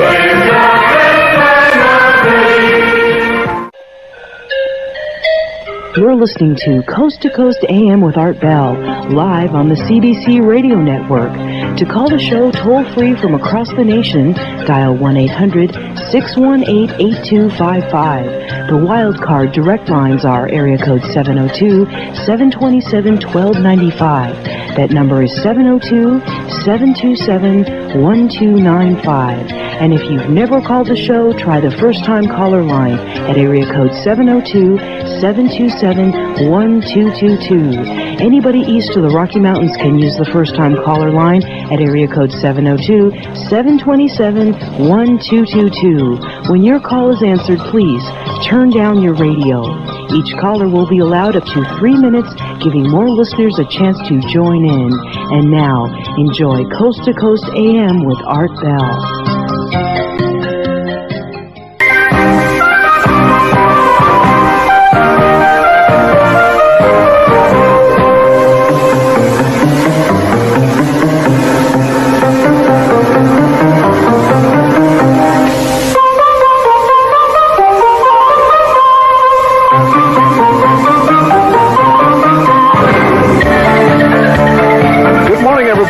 Back to the best talk radio in the nighttime from the great American Southwest to the rest of the nation. I'm Art Bell. This is called Coast to Coast AM. My guest is John Lear, and we're about to get back. Never has John said anything that's caused my ears to perk up. That last call, I thought he was joking. John Lear building a time machine with Bob Lazar. Time machine. Could it be done? Should it be done? have all my life, been fascinated with the subject of time, as there probably is no other more fascinating to me. And now I realize suddenly that he was serious. Once again, brace yourselves, everybody. Here we go. John Lear. Good morning, John. You there again? Oh, how you doing, Eric? Oh, time machine. Really, John? Could it be done? Yeah. Yeah? It could, yes. It has been done. I mean, I don't know whether we possess the technology to do it, but certainly someone has it. Would you endeavor to do it? It's interesting how it works. You could go forward, but then you'd have to come back. So I don't know whether, unless I could come back, whether I'd want to go forward in time. All right. Good morning. On the first-time caller line, you're on the air Coast to Coast AM with Art Bell and John Lear. Hi, this is Bob Lazar. Oh, Bob Lazar. Hi. Bob Lazar, the son of a gun, am I glad that you called. And you called at an appropriate time, too. Time machine, Bob? It's possible. Are John and I building one? No, not at all. I would at one time, John asked me if this was possible, and certainly it is. Time, space, and gravity are all essentially intertwined. That's why, on areas of extreme gravity flux, for instance, around a black hole, time moves very slowly. Bob, let's pause for a second. I've never had you on the air before, and now that I do, I guess the audience should be introduced to you, so I'll let you do that. Who are you, Bob? And I've heard you are a physicist. Is that correct? Yeah, that's correct. Boy, I didn't want to get into a whole big thing. I just kind of wanted to correct the... I know, but it's my job to try and get you into a whole big thing.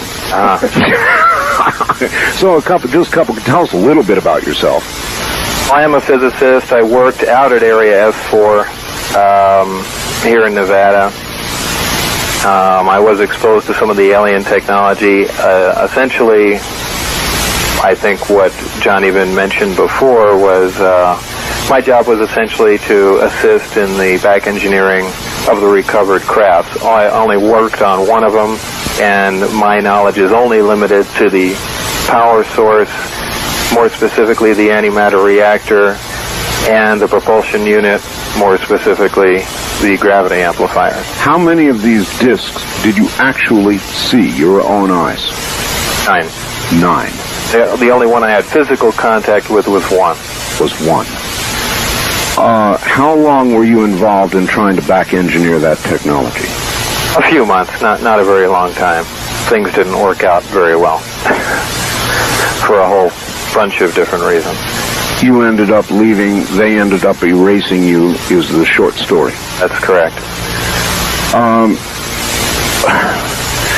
I would ask you what I asked John earlier. Are you aware of any practical application of knowledge gained with that technology that you could point to today?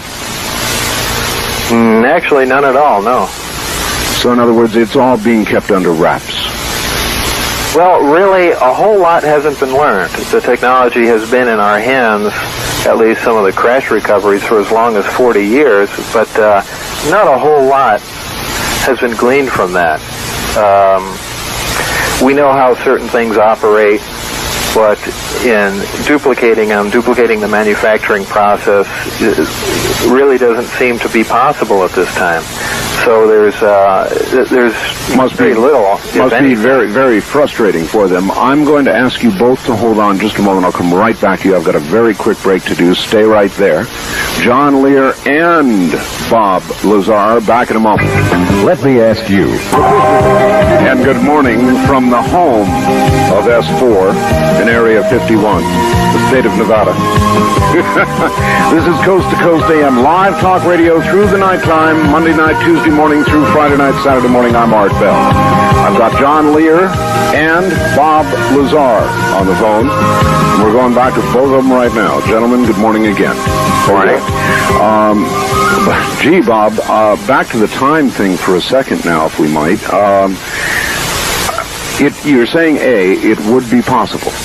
Well, it's not only possible, it happens quite often. I mean, this sounds really far out, but it's known scientific fact that the closer you are to a strong gravity force, the slower time moves. Time, gravity, and space are all intertwined like that. In fact, there was a famous experiment that was done. 2 synchronized atomic clocks were placed side by side. They read the same time, and one was put at sea level, the other was put up at either in a plane or a high mountaintop. I don't recall which. And when they were brought back together, they both read different times. That was because of the change in gravity. One was further away from the source of gravity, being the Earth. Now, if you can artificially create a tremendous gravitational field, you can slow the effects of time down for the person that's in that distorted field. Now, the practical implications would be very difficult. First of all that would do would be slow down time for you. Everyone else essentially continues along the normal pace, so it appears that you move forward in time. As far as moving back, I haven't the slightest idea how you would do that, but it's certainly possible forward in time. In fact, the shuttle astronauts, or the astronauts that went to the moon, came back, I believe, 34 seconds younger than their counterparts here, just because of the gravity changes that they went through. Wow. Is this not isn't there a similar phenomenon associated theoretically with black holes, or the edge, the event horizon of black holes, Bob? Just because that's, a tremendous gravitational field, and in fact, at the very event horizon of a black hole, time doesn't increment at all. For instance, if you walked over to that area near the event horizon, or somehow was able to survive it, spent a second there, you could come back to Earth and 1 billion years could have elapsed. The time reference is completely changed. So the whole key is distorting gravity, creating a strong gravitational field, which in fact is how these crafts they have at S4 are powered. And they bend or jump through bends in space, or create bends in space. How would you explain that, Bob? Well, they essentially create them. They're using a device to artificially create gravity. This device, in turn, part of its nature, gravity distorts time and space. It bends space. It bends time. And this is how they travel. The discussion I got into, John, was, well, gee, is it possible to build something like that? Well, yeah, if you did have an antimatter reactor, a gravity amplifier, and somehow it could contain the field so it wouldn't crush the occupant. And yeah, I guess I know where there's a gravity amplifier, just not too many miles from here, huh? Right, getting it's the problem. So if you could put your hands on something like that, that might be then one practical application of the alien technology. Well, is it that practical, though? Well, that's a good question. Something like that, and could turn it on, sit in a chair, and there's really, I don't see any way of going back, but theoretically there should be. I did ask John this, and let me try it on you. He couldn't answer it, said I ought to ask you. If you could, first of all, could a biological entity pass through a black hole without being disrupted or something? And if so, what would be on the other side, Bob? I don't know, and I don't believe anyone does know. There just isn't enough information about black holes to come up with that answer. As a guess, you look at it from a physical standpoint, the gravitational tidal forces entering the black hole should absolutely obliterate anything that even comes near it. But, stranger things have happened, and maybe not. So really, who knows? How much technology are you missing, aside from the gravity amplifier, the ability to make a time machine, or in fact something that would cause you to travel through time? Are we missing a lot of other technology, or given the gravity amp, could you go from there? Well, you really don't even have to do that. Another way is, just accelerating close to the speed of light slows time also. That doesn't take any technology, so it's probably not the safest thing to do. What would theoretically occur to somebody who either came to... Is it possible, Bob, to exceed the speed of light in the physical universe without bending, warping space to do it? No, it's not. No, it's not. As you got near the speed of light, what would occur in all likelihood to a biological entity? All kinds of things. First of all, it's not. It would. Because of several things that occur, one of them being is mass increase. As you approach the speed of light, you begin to increase in mass, and therefore it requires more energy to propel you further, or faster rather. You kind of get stuck in a little loop there. So then great distances really are never going to be traveled that way. No, they can't be.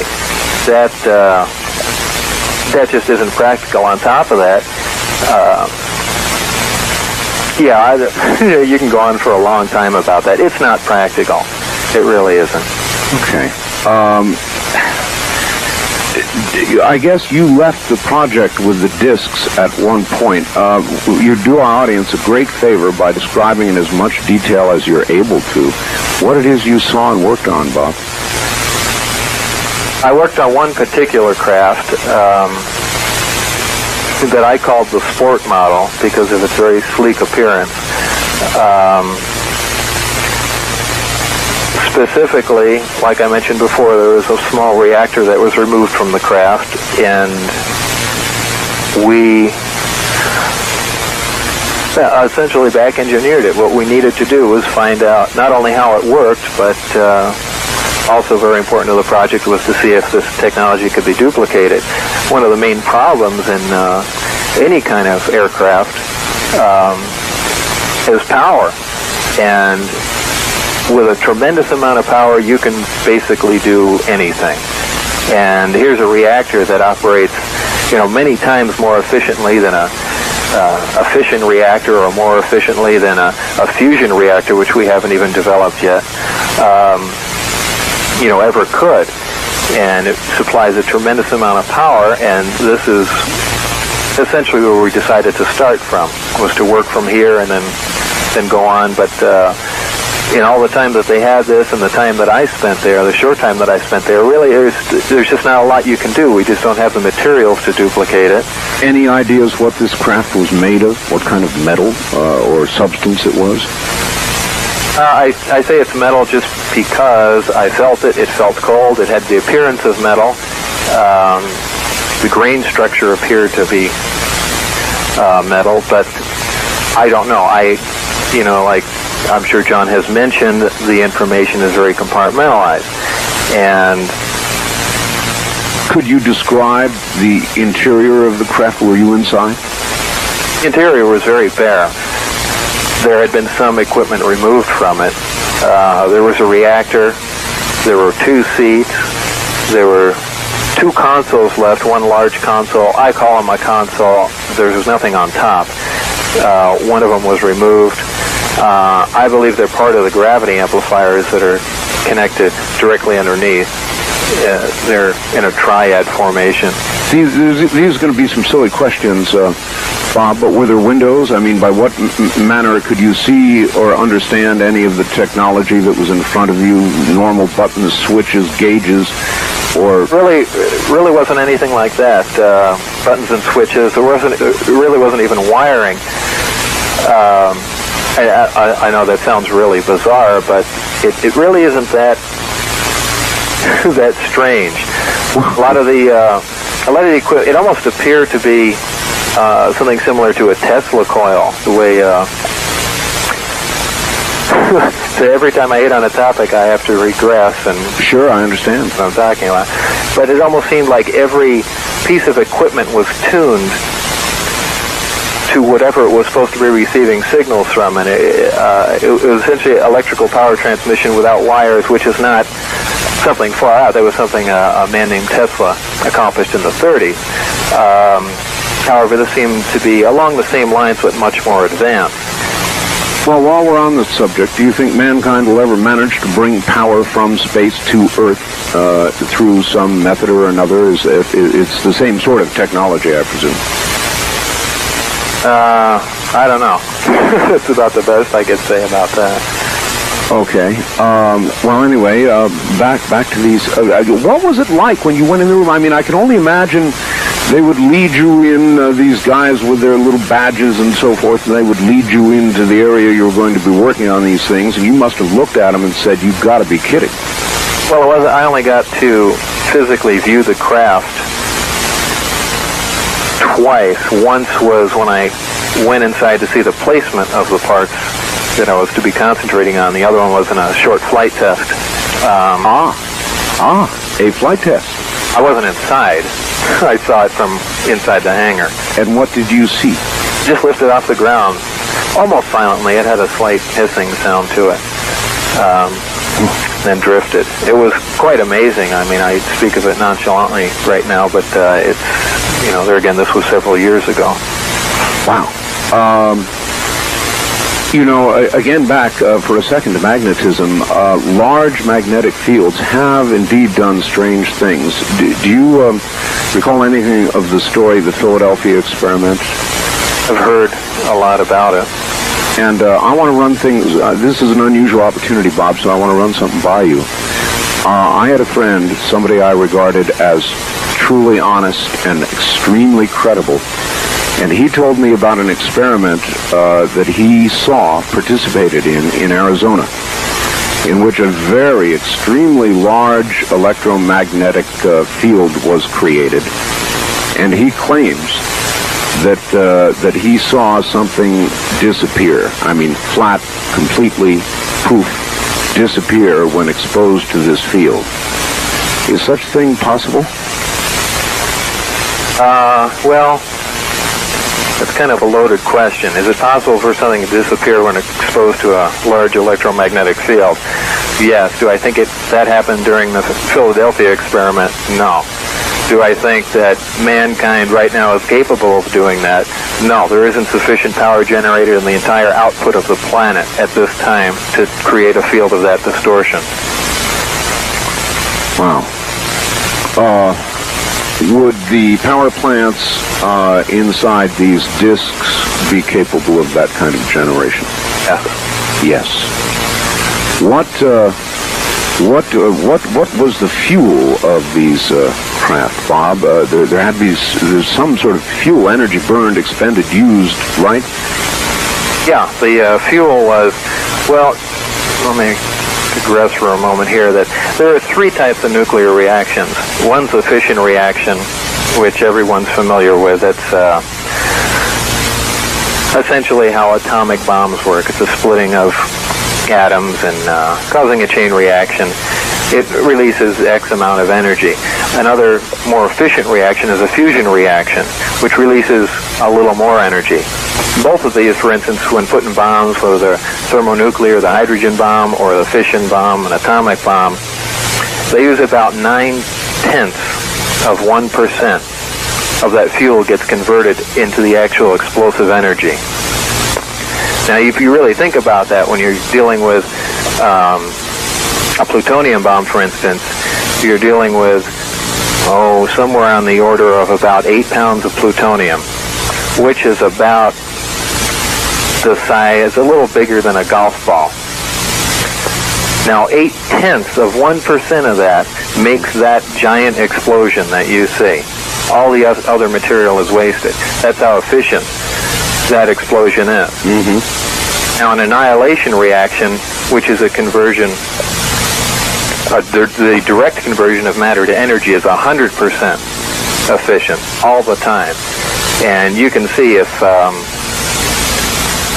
that were put into a bomb. I made a tape explaining this, so I didn't have to. So you didn't have to explain it all the time to people like me. Right. I didn't get stuck on the radio. All right, as long as we're in the categories of fusion, I want to ask one more question in that category, and it has to do with cold fusion. A number of people, even some very recent claims of the creation of cold fusion. Is it going to be possible, Bob, do you think, eventually to have a cold fusion process? Absolutely not. No. Absolutely not. I'll make a bet on it right now.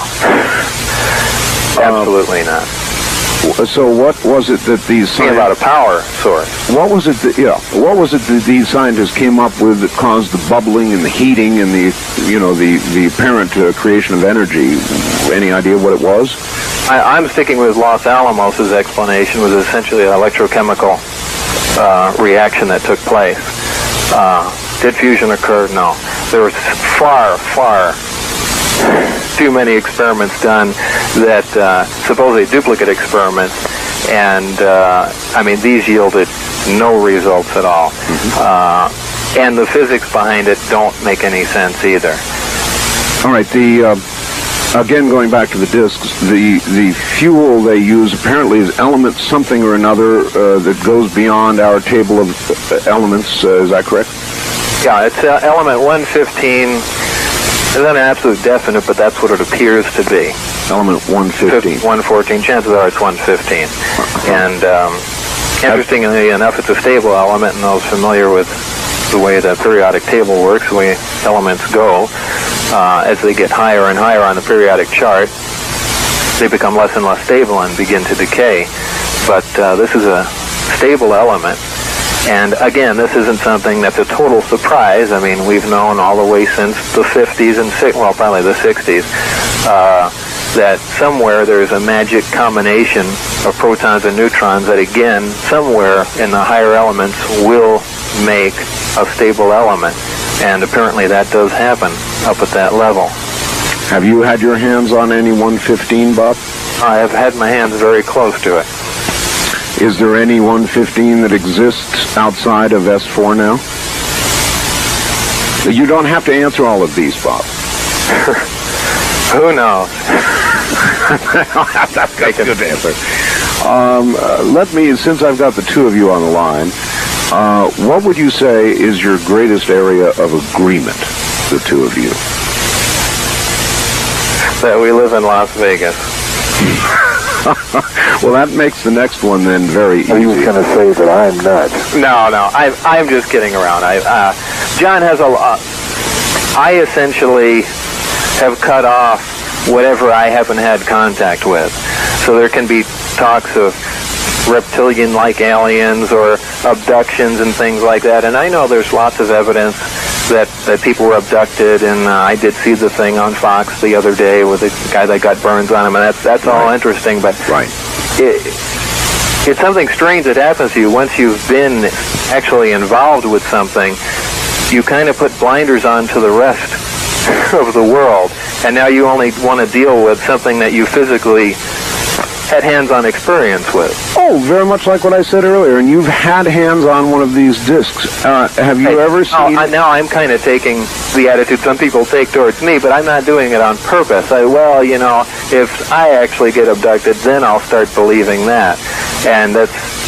But I'm sure that way, but that's just the way I think. Well, yeah, but Bob, why, having had your hands on a disc, are you not easily able to make the leap to the grays or the blacks or any of the other 80 supposed varieties of aliens in terms of accepting their existence? Oh, I'm sure there are other civilizations all over the place. I don't know. I haven't seen evidence of other civilizations, I guess. Are you absolutely convinced that those discs and that technology did not come from or originate here on Earth? Oh, beyond a shadow of a doubt. Well, unless they were robots, somebody brought them here then. Oh, certainly. Some form of other creature had to have brought them here. There's no doubt about that. I just don't know if there are 100 different civilizations visiting Earth. I don't know if 100 other civilizations could find it. It's possible. I just shy away from that. All right, this sounds then like an area of disagreement between the two of you. I really can't take a stance on it because I don't know. This is just a personal feeling. You sort of are cautious, though, in commenting in that area. Sure. What would you two say is the biggest disagreement you have regarding all of this? Would that be it, or is there some other area? I don't know. You'd have to ask John. How about it, John? I don't think we have... I can't think of a real disagreement. So no real disagreements. All right, gentlemen, I'm going to do my best to hold on to you for a while here if I can, Bob, and maybe even take a few calls. You up for that kind of thing? Are you up, or are you ready to go sleep? Sleep is kind of on my priority list here. Is it? Can you give me a few more minutes? Sure. All right, very good. Then both of you stand by. What a distinct pleasure. Bob Lazar, and John Lear, both here, both together again. I guess they are frequently, and we'll get them back on the air together here in a moment on the CBC and VRN Radio Network. I'm Art Bell, and I will tell you later how to get copies, tape copies of this program, because I know there's a lot of people having conniption fits now, wanting one. We'll be back in a moment.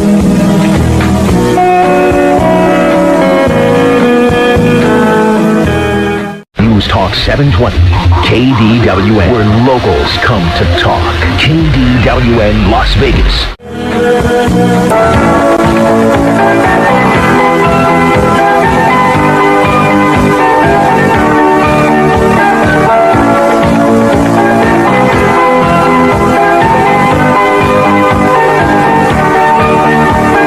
Again, from the great American Southwest, I'm Art Bell, and Bob Lazar and John Lear are both with me at the moment. Back to them we go. Gentlemen, you're on the air once again. How you doing, Art? Good morning. Bob, while we've still got you, you know, after you've gone through all this disaster that's been what? How long has this been going on now, Bob? For a couple of years now? Yeah. Is there anything you want to say to everybody about having gone through all this? I mean, would you do it again? Would you go public again? Or would you say, boy, I'd no more open my mouth than the man in the moon? I don't know. It's a tough call. It's something that has to be decided on, you know, as things are happening. But given the same set of circumstances, I probably would have done the same thing, perhaps a little different. A lot of magazines are writing a lot of things about both of you. Do you find they generally get it right, or is it exaggerated baloney that most of them print? Well, most of the people don't have access to the information, and I'm part of the problem. I don't do interviews, I don't do talk shows, I don't go out and give lectures, I just don't do anything. And I'm constantly being hounded for information. So without the information, they tend to make some of it up, probably. Well, so some of the information has come out, especially in George Knapp's special. That's where I essentially spilled my guts, said everything that happened to me, and kind of wanted to really leave it at that. The technical information I made a tape about for the people that really wanted to know the nitty-gritty, and left it at that, and that was it. And, you know, people would look through those two things. You know, everything essentially that I experienced and happened was contained within those two things. But, you know, inevitably things get screwed up, and a lot of hearsay, and there's an awful 99.9% of the UFO community are crazy. These people are just absolutely out of their minds, and I really want to have nothing to do with them. And they're tied in with, all kinds of strange factions of groups, and it's really impossible to weed out any real information coming from most of these sources, these magazines, and even the larger groups. So I really have to stay away from it. And that gets people upset and thinks I'm trying to, hide things from them, and I'm called government agents and stuff like that. And it's, the list is never ending. 99 and 9/10%, Bob? Perhaps more. With your continued association then with John Lear, I take it you view him in one of the top very small percentage points of those who may be onto something? No, I don't. I don't really associate with him. John Lear does his own thing, and I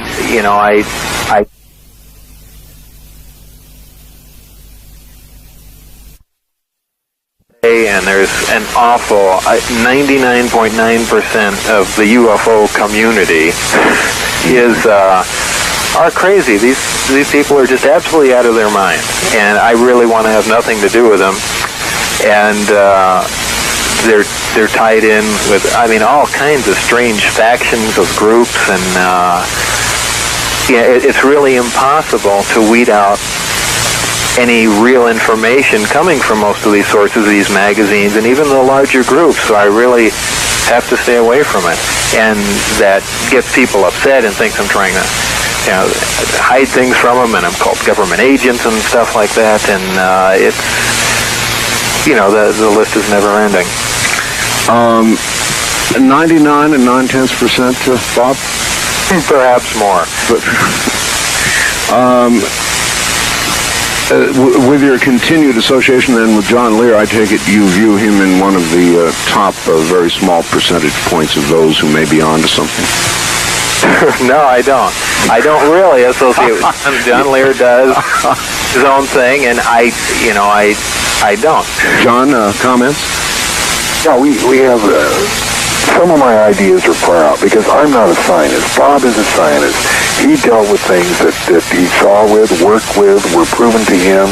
To me, it's, all I'm dealing with is speculation. Well, to the casual, I've heard, and that's what I deal with. Well, exactly. But to the casual observer, somebody like me, everything you've told me, John, about how they travel, means of propulsion, the kind of creatures they are, all the rest of this sort of thing, is underwritten or strengthened by what Bob Lazar says. Don't you realize that, Bob? You're saying, I saw the discs. Yes, they exist. Well, yeah, the information, like I said, the only information I know are the technical aspects of the craft.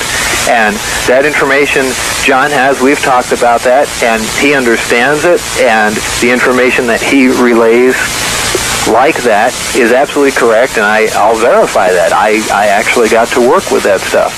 I don't know, aliens didn't take me to their planet. I don't have proof where they came from. I don't know how any deal was cut. I don't know about abductions. I don't know about all that other stuff. Listen to me. We've got to stop here. I've got a newscast I've got to do. Please stay around just a little while longer, will you, Bob? Sure. All right. Stay right there. When you visit Las Vegas, you can enjoy yourself at Jackie Garn's Plaza Hotel at the top of Main and Fremont. We invite you to participate on the Talk of the West. 1-800-257-3825. And now, back to John Lear and Bob Lazar. You're both back on the air again. Harry? Well, this is all flooring me a bit, but it's fun. Just like to say it's really a privilege to be on with Bob. He is my friend, but he never goes on any of these interviews, and it's just really nice to have him on for once. He doesn't back me up on everything, but he does back me up on the stuff that he saw. Well, let's try a question on you here. That's a very nice compliment for Bob. If Bob Lazar did get the equipment or the technology and ever did build a time machine, would you sit in it while he pulled the switch? Sure. You would? I think he would, Bob. It's strange. I get a lot of letters from people, and there have been quite a few people that really think that I have a time machine, and I would really like to know how this got started. There are people with honest requests wanting to know how much that I would charge them. They need to go back to the 50s to rescue their brother from being killed or something like that. And I really have to make it clear. I really don't have a time machine, and I don't possess the technology to make one either. Right. So, please don't write to me asking that. Well, there is this though, Bob. If you had built a time machine using some of that technology, would you be likely to admit it?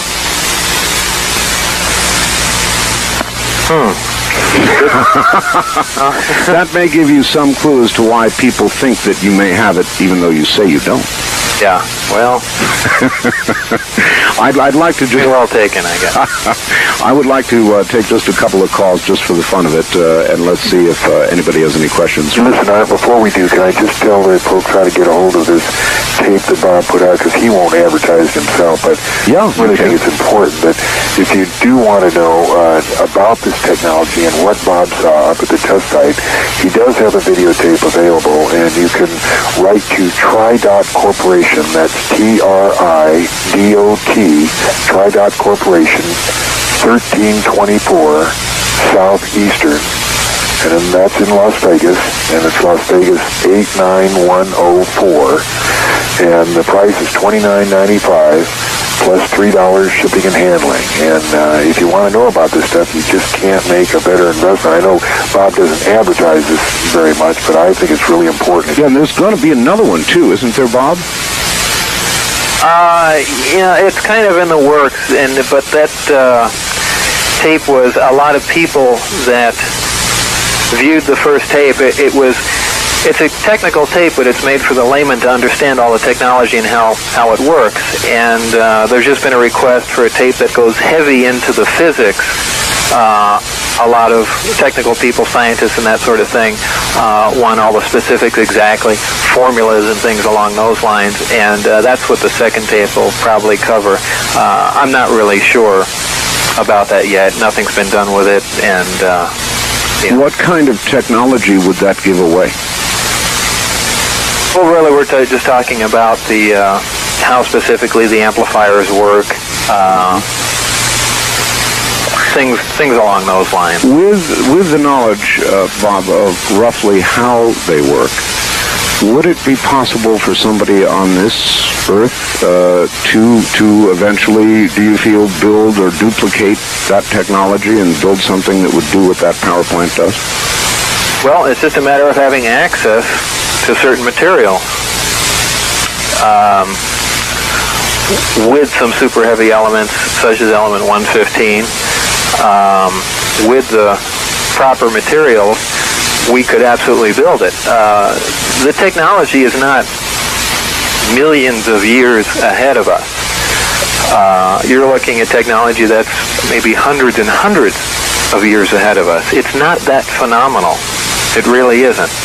A lot of people, talk about it being even billions of years, and it really isn't. This technology is not that far-fetched once you get your hands around it.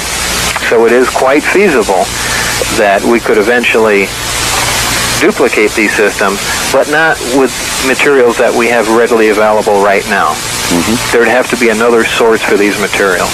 Coming in, I asked this of John earlier, and it's another one he couldn't quite answer, but came up with a good answer nevertheless. I heard an astrologer who said that the sun, over the last 2 months, Bob, has lost roughly 0.1% of its output. Now, while I guess the output of the sun, which is a nuclear dynamo, does vacillate a little bit, this seemed to that person somewhat worrisome. Any comments on that?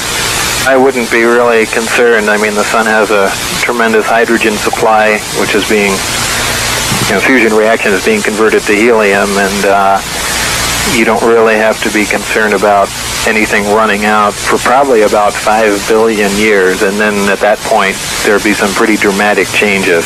There's no real problem that could develop in it causing enough of a drop to affect us ecologically. No, as a matter of fact, when the sun begins to run out of fuel, it's going to swell. So it's not going to burn out like a candle.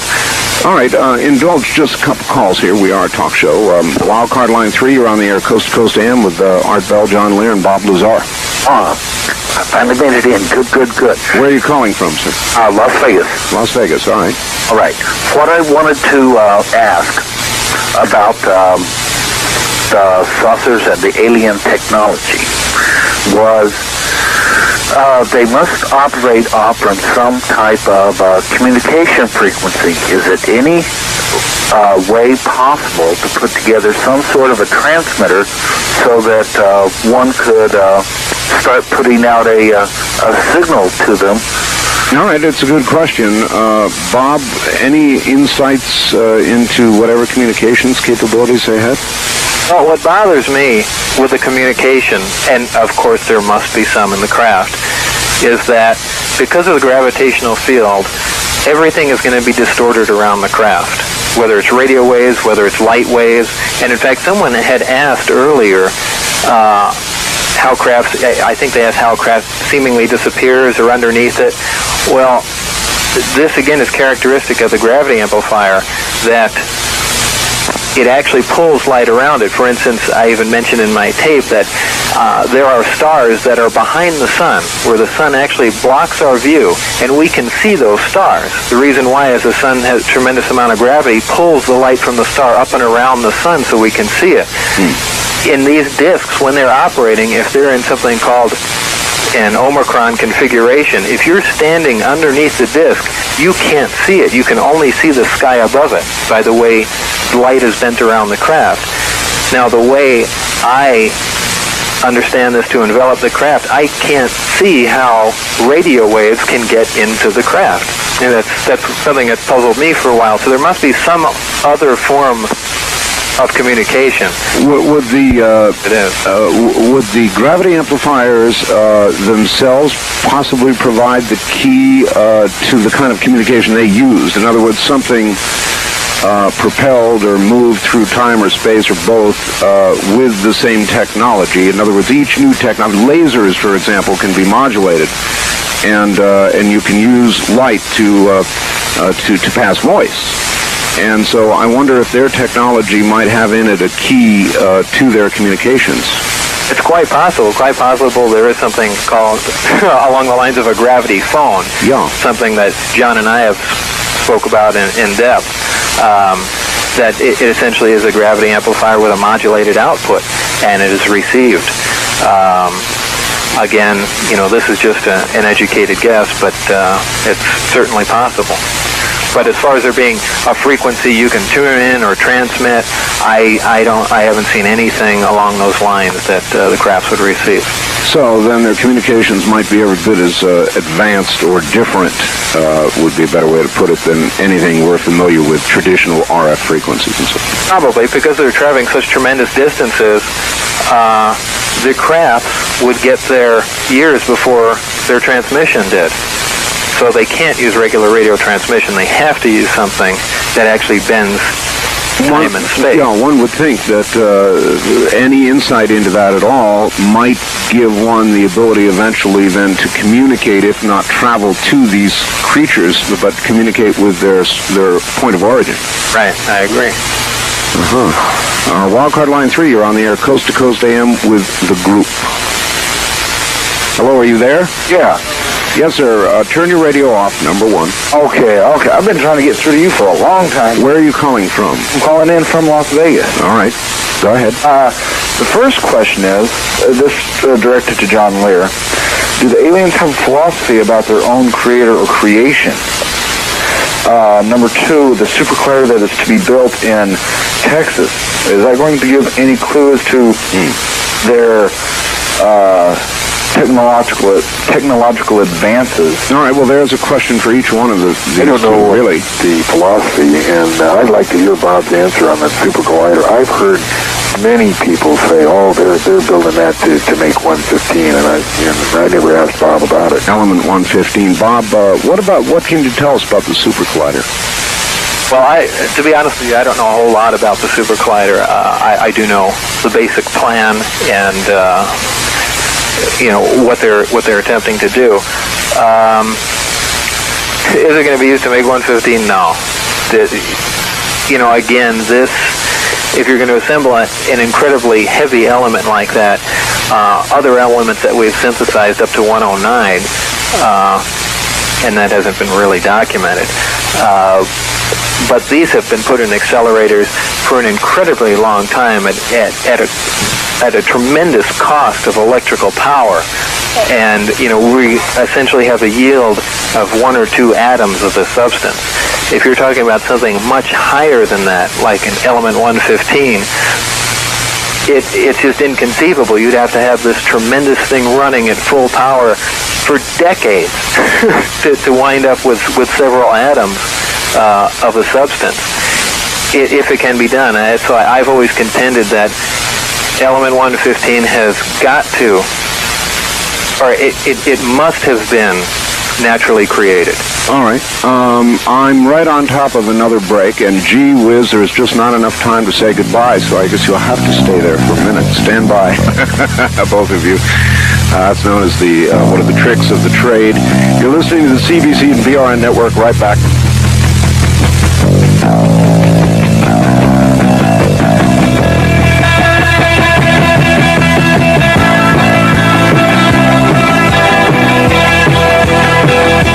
KDWN Las Vegas. Epicurean dining excellence. The classic, overworked, overstated restaurant cliché used from New York to Los Angeles and all points in between. Finally, however, a restaurant in Las Vegas not only lives up to, but actually surpasses that lofty cliché. The Mayflower Restaurant, the restaurant chinois of Las Vegas. Come savor the succulence of California-style Chinese cuisine with French and continental influences found only at the Mayflower Restaurant. The Mayflower features such delicacies as Mongolian grilled lamb chops with cilantro mint sauce, grilled salmon with ginger butter sauce, and roast duck salad with plum vinaigrette. Enjoy your meal inside in casual elegance, or dine outside on our climate-controlled patio. Every ingredient used at the Mayflower is gourmet. The only thing you'll find at the Mayflower that is not gourmet are our prices. Visit the Mayflower Restaurant on Sahara and Decatur at the Sahara Pavilion in the Oasis Food Court, or call 870-8432. For every person who listens to the financial news and actually understands it, there are thousands of otherwise intelligent people baffled by the world of money and investing. Turning to the Nikkei Index, that's why people are discovering the Wall Street Journal Guide to Understanding Money and Markets. This 120-page book is easy reading with useful information that helps explain the ins and outs of finance. Durable goods orders surprise. Learn how to spot trends in stocks, the difference between treasury bills, notes, and bonds, what no-load mutual funds are. You'll get this handy guide, a $13.95 value, free when you subscribe to the Wall Street Journal. The dollar mixed affecting the pound. Get the guide and 13 weeks of the journal for just $37, more than 20% off the newsstand price. So if you're left scratching your head when you hear HSR is issuing baby bonds in order to... Then maybe it's time you cleared up a few financial mysteries. Call toll-free 1-800-548-0600. The International Association of Lions Clubs in Southern Nevada are working with lens crafters in collecting used eyeglasses. The glasses may be dropped off at any lens crafter store in the Las Vegas area between now and New Year's Day. Donated glasses will be cleaned, repaired, classified by prescription, and distributed on a mission this coming spring. Help the Lions Clubs in Southern Nevada. Donations have grown from 6,000 pair in 1988 to more than 400,000 pair last year nationwide. Hi, this is Muriel Stevens inviting you to join me every Monday, Tuesday, and Wednesday from 12 noon to 1 p.m. at the Good Table. Our menu is a special treat, so you won't want to miss it. Remember, Monday, Tuesday, and Wednesday at noon, right here on KDWN. Sometimes Art Bell gives his long-haul trucker fans the honor of closing out his show. All right, let me hear your horn. One time. Holy mackerel. All right, thank you. Well, good night, America. From one trucker to the rest of you, keep on trucking. All night long with Art Bell and Coast to Coast AM. That was excellent.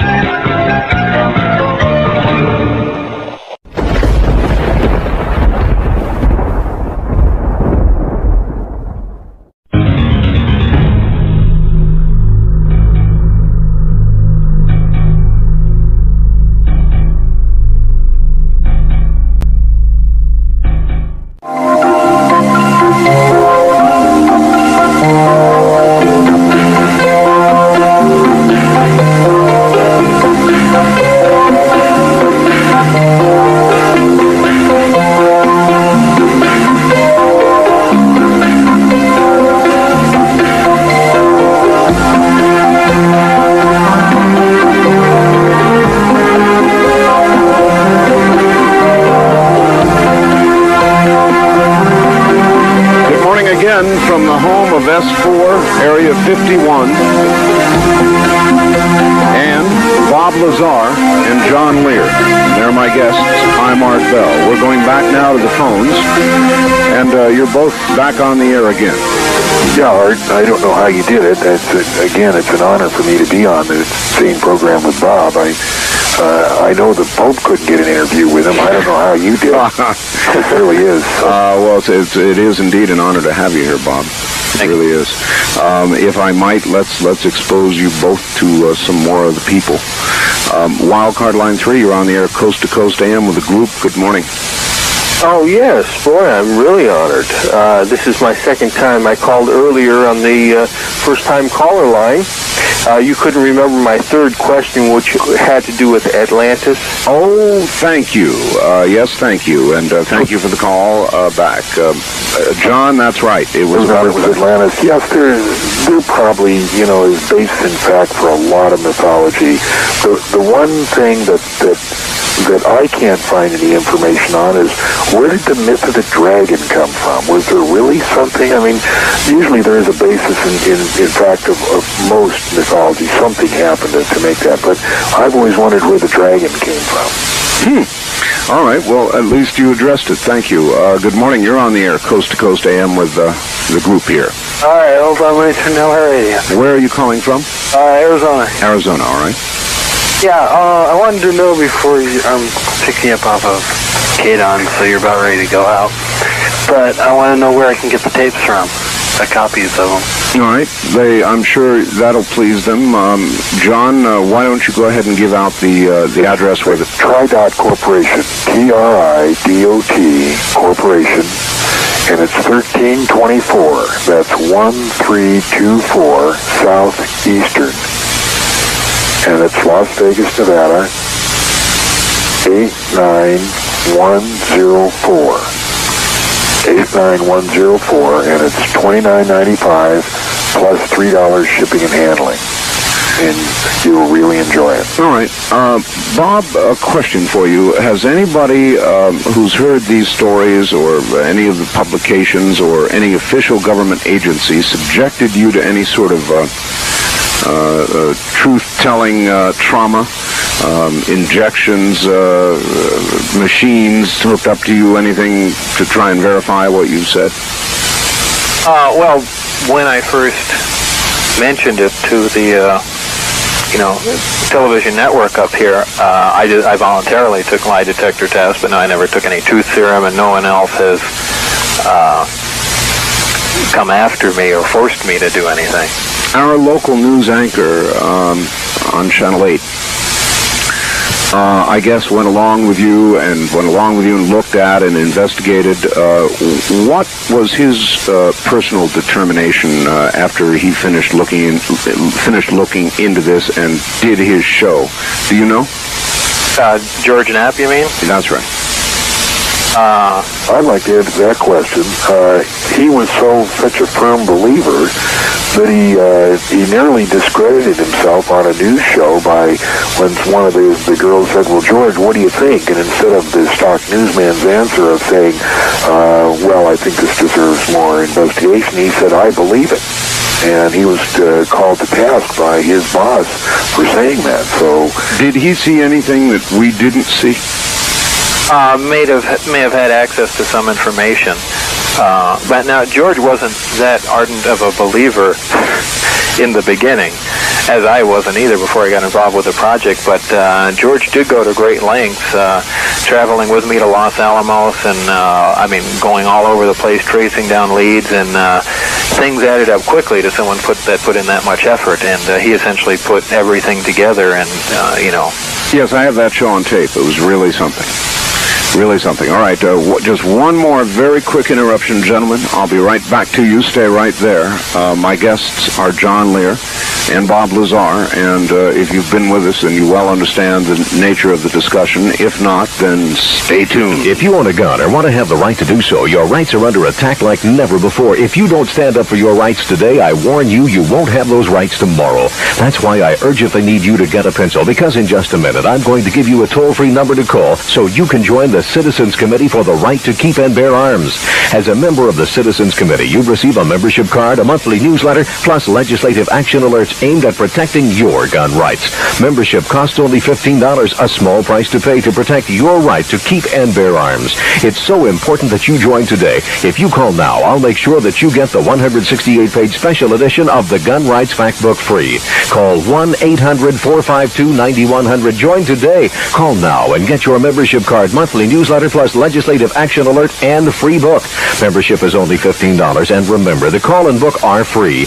800-452-9100. You can use Visa or MasterCard. Call now. It's time to stand up and be counted. 1-800-452-9100. from Jackie Gone's Plaza downtown, this is KDWN Las Vegas.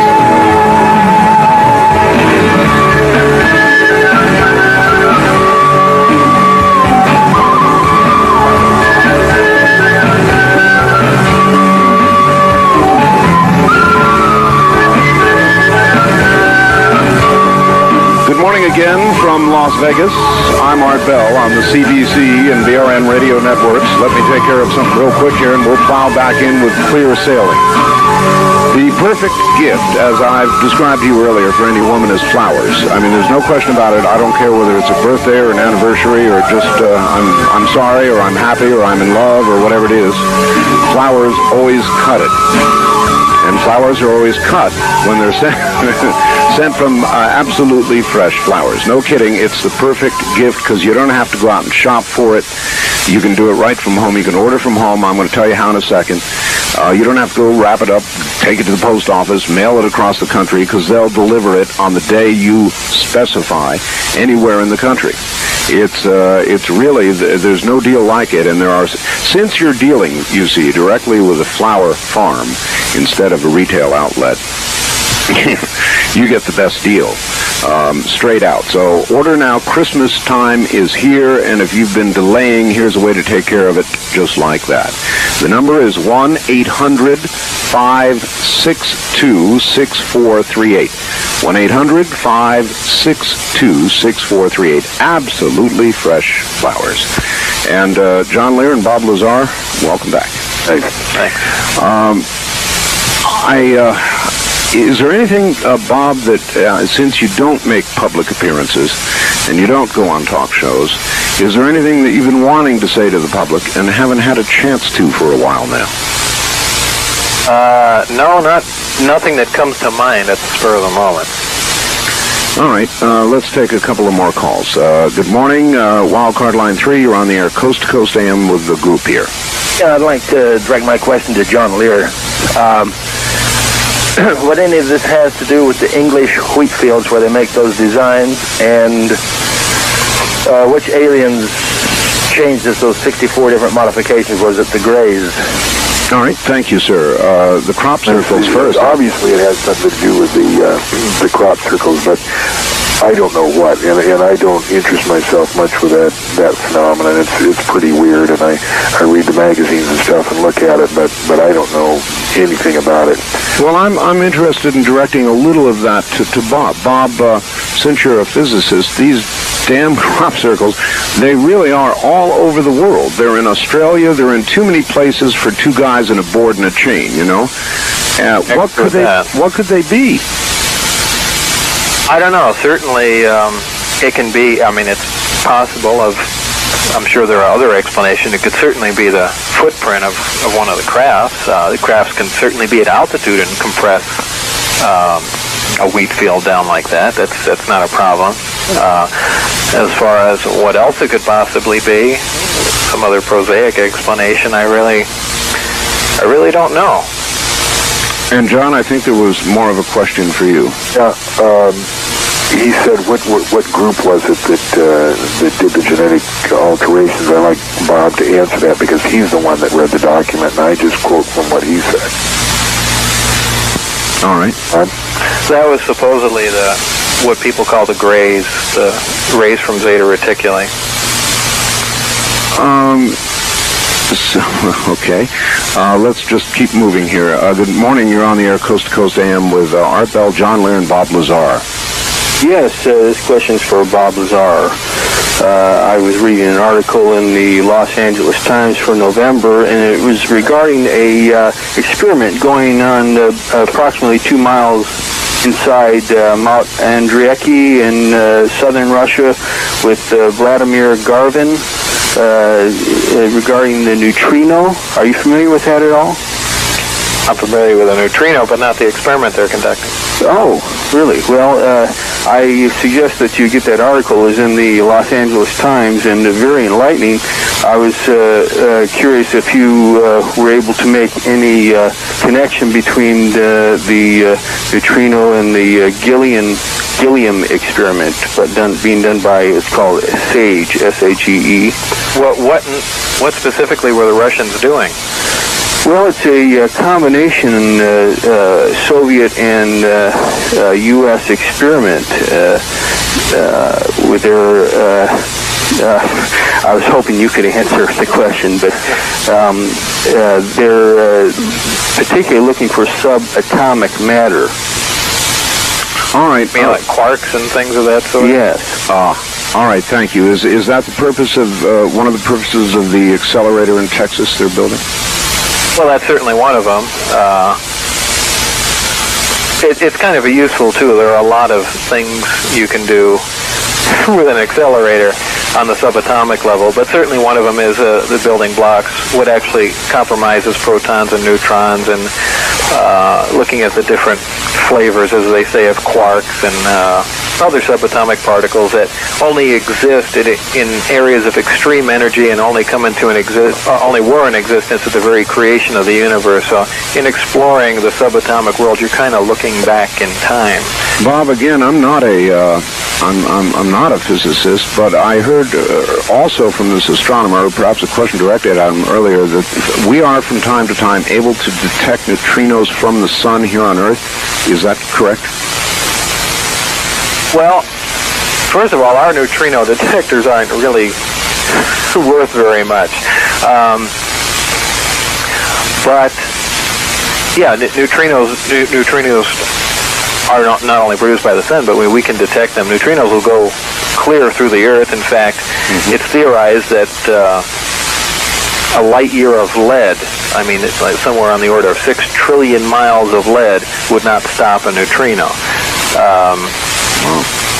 That's why I was interested to see what experiments the Russians were doing with neutrinos, since it'd be very hard to interact them with any matter. Well, the further comment was there was worry that they have not been detecting as many neutrinos as they once did, and this was some sort of source of worry.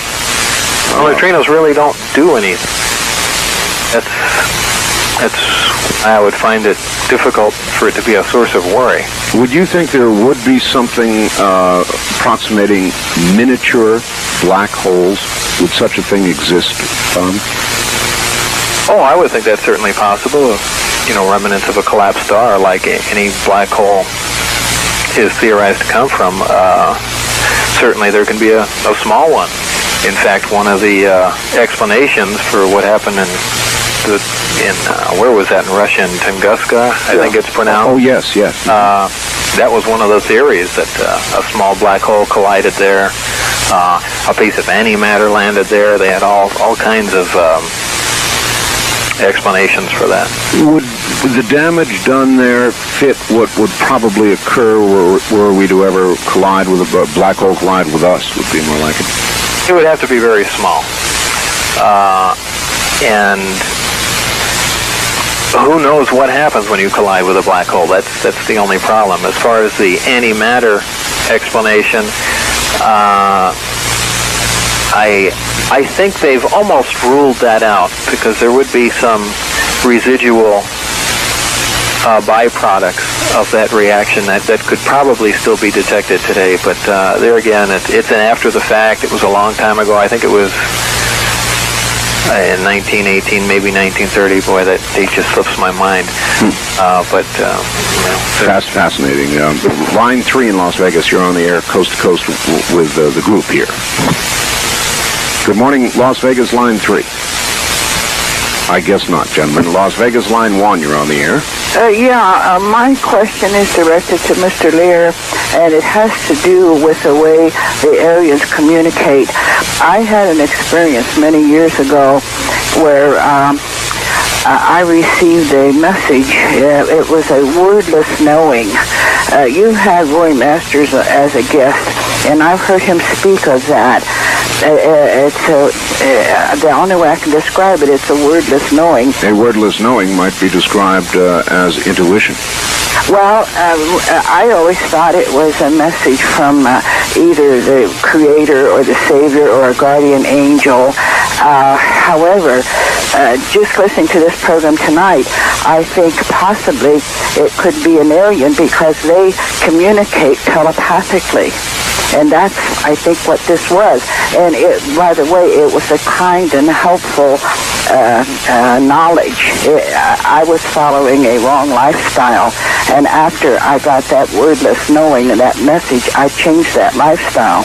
All right. Thank you very much for the call. John, is that their manner of communication? It's my understanding that it is mental telepathy, as difficult as that is to believe, that's the way it works. Mental telepathy. Any basis for scientific belief in mental telepathy or the possibility of it, Bob? I imagine it's possible, but that's about all that I'm going to say about that. Well, okay, but you're a physicist, and if mental telepathy were possible, what would be the form of energy that it might utilize or could even possibly utilize? I don't know. That's why I, really didn't comment much further on it. There really is no appearance. There have been people that have claimed. It's strange because I just had this discussion today with somebody about remote viewing, people with telekinesis, yes, things of that sort. As far as telekinesis, there have been several people that have claimed they can do it. No one has ever been proven to be telekinetic. Then there is no truth to the rumor that there were Russian experiments in that area and videotape of it? The videotapes were proven to fall. Oh, they were? Yeah. As far as other... I personally believe that remote viewing exists because I saw an experiment done. Taken that as being whatever form of energy would be used for communication, that person was put in a Faraday shield, was essentially as a grounded screen, and was shielded in several other ways, and there was also electromagnetic noise induced to kind of scramble any possible signal. The bottom line was, however they could see in another area, nothing affected it. So it's obviously, there again, something we know very little about, and you really can't comment on it until our knowledge base increases about that. All right. Wildcard Line 3, you're on the air, Coast to Coast AM with the group. Good morning. I didn't expect you to get me so quick. Well, there you are. Where are you? I'm in Phoenix, and I'm got you on KKOB out of Albuquerque. Albuquerque, yes, sir. I want to direct one question to John. And Bob, by the way, thanks for staying on. John, last August, you were talking about the military building some tunnels, kind of crisscrossing the country from White Sands to NORAD and so on and so forth. I believe the technology and everything is there, but, just give me, in your wild imagination, what do you think they did with the debris? How did they hide that? All right, thank you. It's a good question. If you dig tunnels, you end up with a lot of dirt. That's been asked several times, and when they dug the supposed base at Dulce, I heard that they took the dirt and put it 80 miles away so that there wouldn't be any debris that would let you see if there was something built there.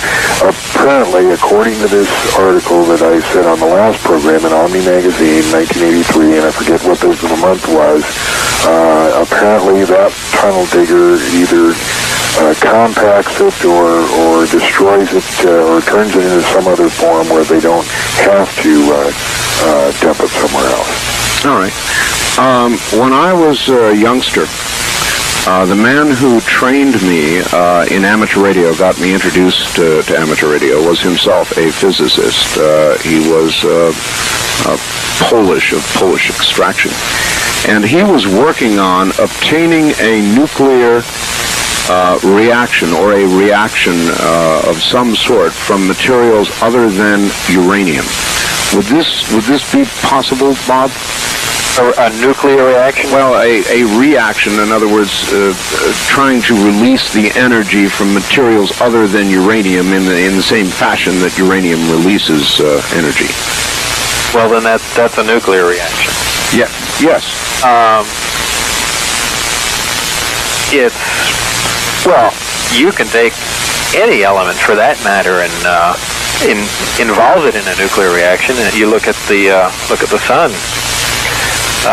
It's a fusion reaction. It's not a fission reaction, but that's taking hydrogen and just squeezing it together, essentially, and producing tremendous amounts of nuclear power and helium as its exhaust. This is the technology that we're striving to manufacture.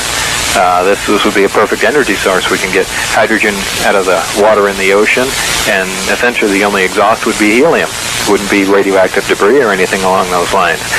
There are some stars that use a carbon-nitrogen cycle that involve carbon and nitrogen and helium and another form of nuclear reaction. But these things take tremendous amounts of power to initiate. Even the easiest one to start, I believe you have to hold at 10 million degrees Celsius for several seconds just to initiate it. And we've been trying to do that for about 70 years now, and we just can't produce that much temperature and contain it in a small area. And sustain it. I think they've produced some pretty high temperatures instantaneously, haven't they? Yeah, they have. They've had some recent English experiments in there and different technologies, trying laser fusion and the tokamak reactors, but no one's been able to hold it long enough, because if you do hold it long enough, the reaction becomes self-sustaining as long as it's fed hydrogen. Have you not experimented with a hydrogen-powered automobile? In fact, you had one, didn't you, Bob? Yeah, I built one several years ago. I had a 1978 Trans Am, and I converted that to run on hydrogen. In fact, entered an alternate fuel contest, and I won. I drove from Woodland Hills, California, to Kitt Peak, Arizona, the observatory there, on a single tank. Well, then why aren't you up hobnobbing it with the big three and being wined and dined? And in other words, why didn't they grab it and produce it? Well, again, this is no phenomenal technology. The conversion is very similar to that of converting a car to run on propane. Hydrogen's a flammable gas. A car will run on any flammable gas. The only problems were some corrections in the timing. Actually, there's a few other, because hydrogen burns much faster and would tend to detonate. The tricky part is storing it. Most hydrogen cars have stored it in a liquid form, which is very dangerous, explosive, and it's cryogenic. It's very cold and it boils off. And it can only be stored at a certain density. Other people have stored it in gas form, which is a less density, requires more stops to refill. Again, it's dangerous. There's another way to do it, and that's to chemically stored in a material called a hydride. And this is a substance that acts like a sponge. A sponge soaks up water. A hydride is a chemical that soaks up hydrogen, and once it's locked into it chemically, it's virtually non-flammable. You can get a car carrying a tank full of gas would be much more dangerous. And the way you get it out is you use either the exhaust or radiator water to warm the hydride and evolve the hydrogen. The only problem here was that these hydrides, or the amount of hydride I used in my car, is reusable. You can refill it with hydrogen and so on. Ran about $15,000. Oh. And we didn't know what the lifetime of it was, but there were several corporations doing research in there. One of them is a big one called Billings Energy Corporation. I don't remember where they are, but they have several vehicles running on it. It's just not economically practical right now, but it's certainly a viable alternative. All right. Thanks for the story. I've always wondered about that. Line 2, you're on the air Coast to Coast AM with the group. Hello, Art, California. Yes. Good morning, Mr. Lear and Dr. Lazar. How are you doing? Hi. Not doctor, by the way. Well. Degrees to me mean doctors unless you have a temperature. I see.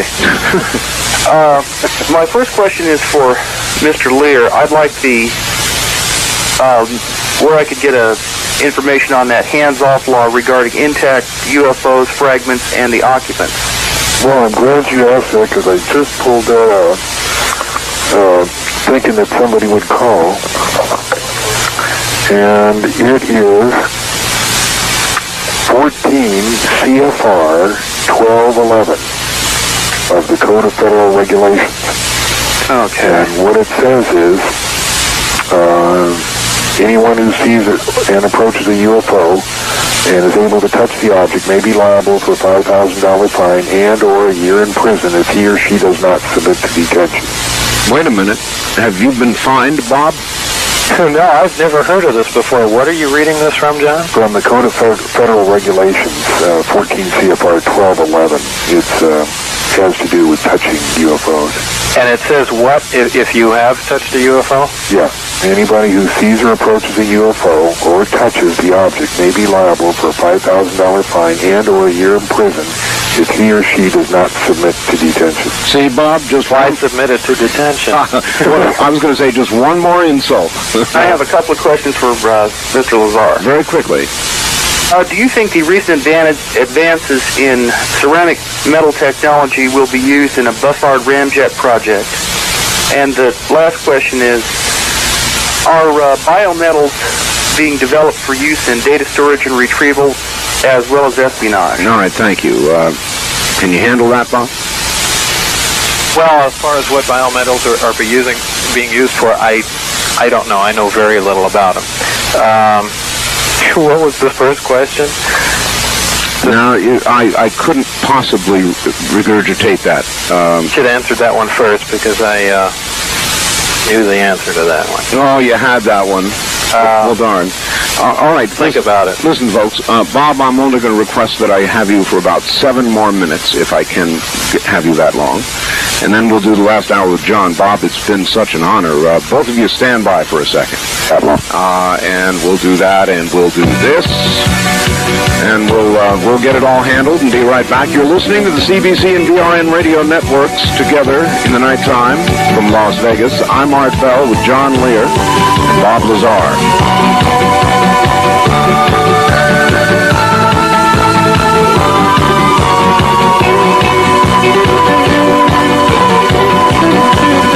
KDWN, Las Vegas. When you think of fine Mexican cuisine for the whole family, think of Vegas Cafe. To thank you for choosing Vegas Cafe for the past 14 years, Ernie and Celia Calderon have a new menu with a variety of seafood, specialty items, and desserts, plus all your favorites. There's more. Now you can enjoy a daily luncheon special for just $3.95 and separate dining rooms for smokers and non-smokers. You may also choose an imported or domestic beer or enjoy a wine margarita. Vegas Cafe at 4637 West Charleston in the Hyde Park Center serves breakfast, lunch, and dinner Tuesday through Saturday, 9 a.m. to 10 p.m. Try Vegas Cafe, where the Calderon family's pleasure is serving your family superb homemade Mexican cuisine that will please your palate and your purse. Vegas Cafe, 870-7411. Closed.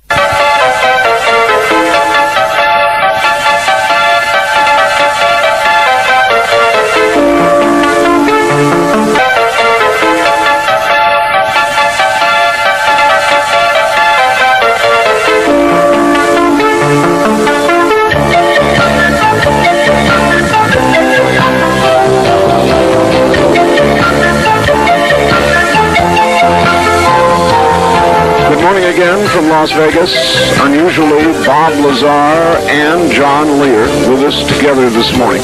And let's quickly go back to them because we don't have a whole lot of time here. Gentlemen, you're back on the air again, and I'll give you a final moment. I just want to get one more call in here, and I'll give you a final moment to get a plug-in for where to get that tape in a moment. Good morning. You're on the air Coast to Coast AM with what I now call the group. Where are you calling from, please? Thank you, Art. I'm calling from Santa Fe, New Mexico. New Mexico, okay. This is indeed an honor and a pleasure. I had the opportunity to catch John and Bob in August when they were on the air. And listening to that show gave me shivers for a couple reasons. In 1989, I had an experience in the mountains of New Mexico, which after viewing some objects in the sky, I started to write down some things in the following days. One of the things that I drew was something like a sphere with almost an ethereal ring around it or a field around it, and wrote down it had an aspect of folding and bending space.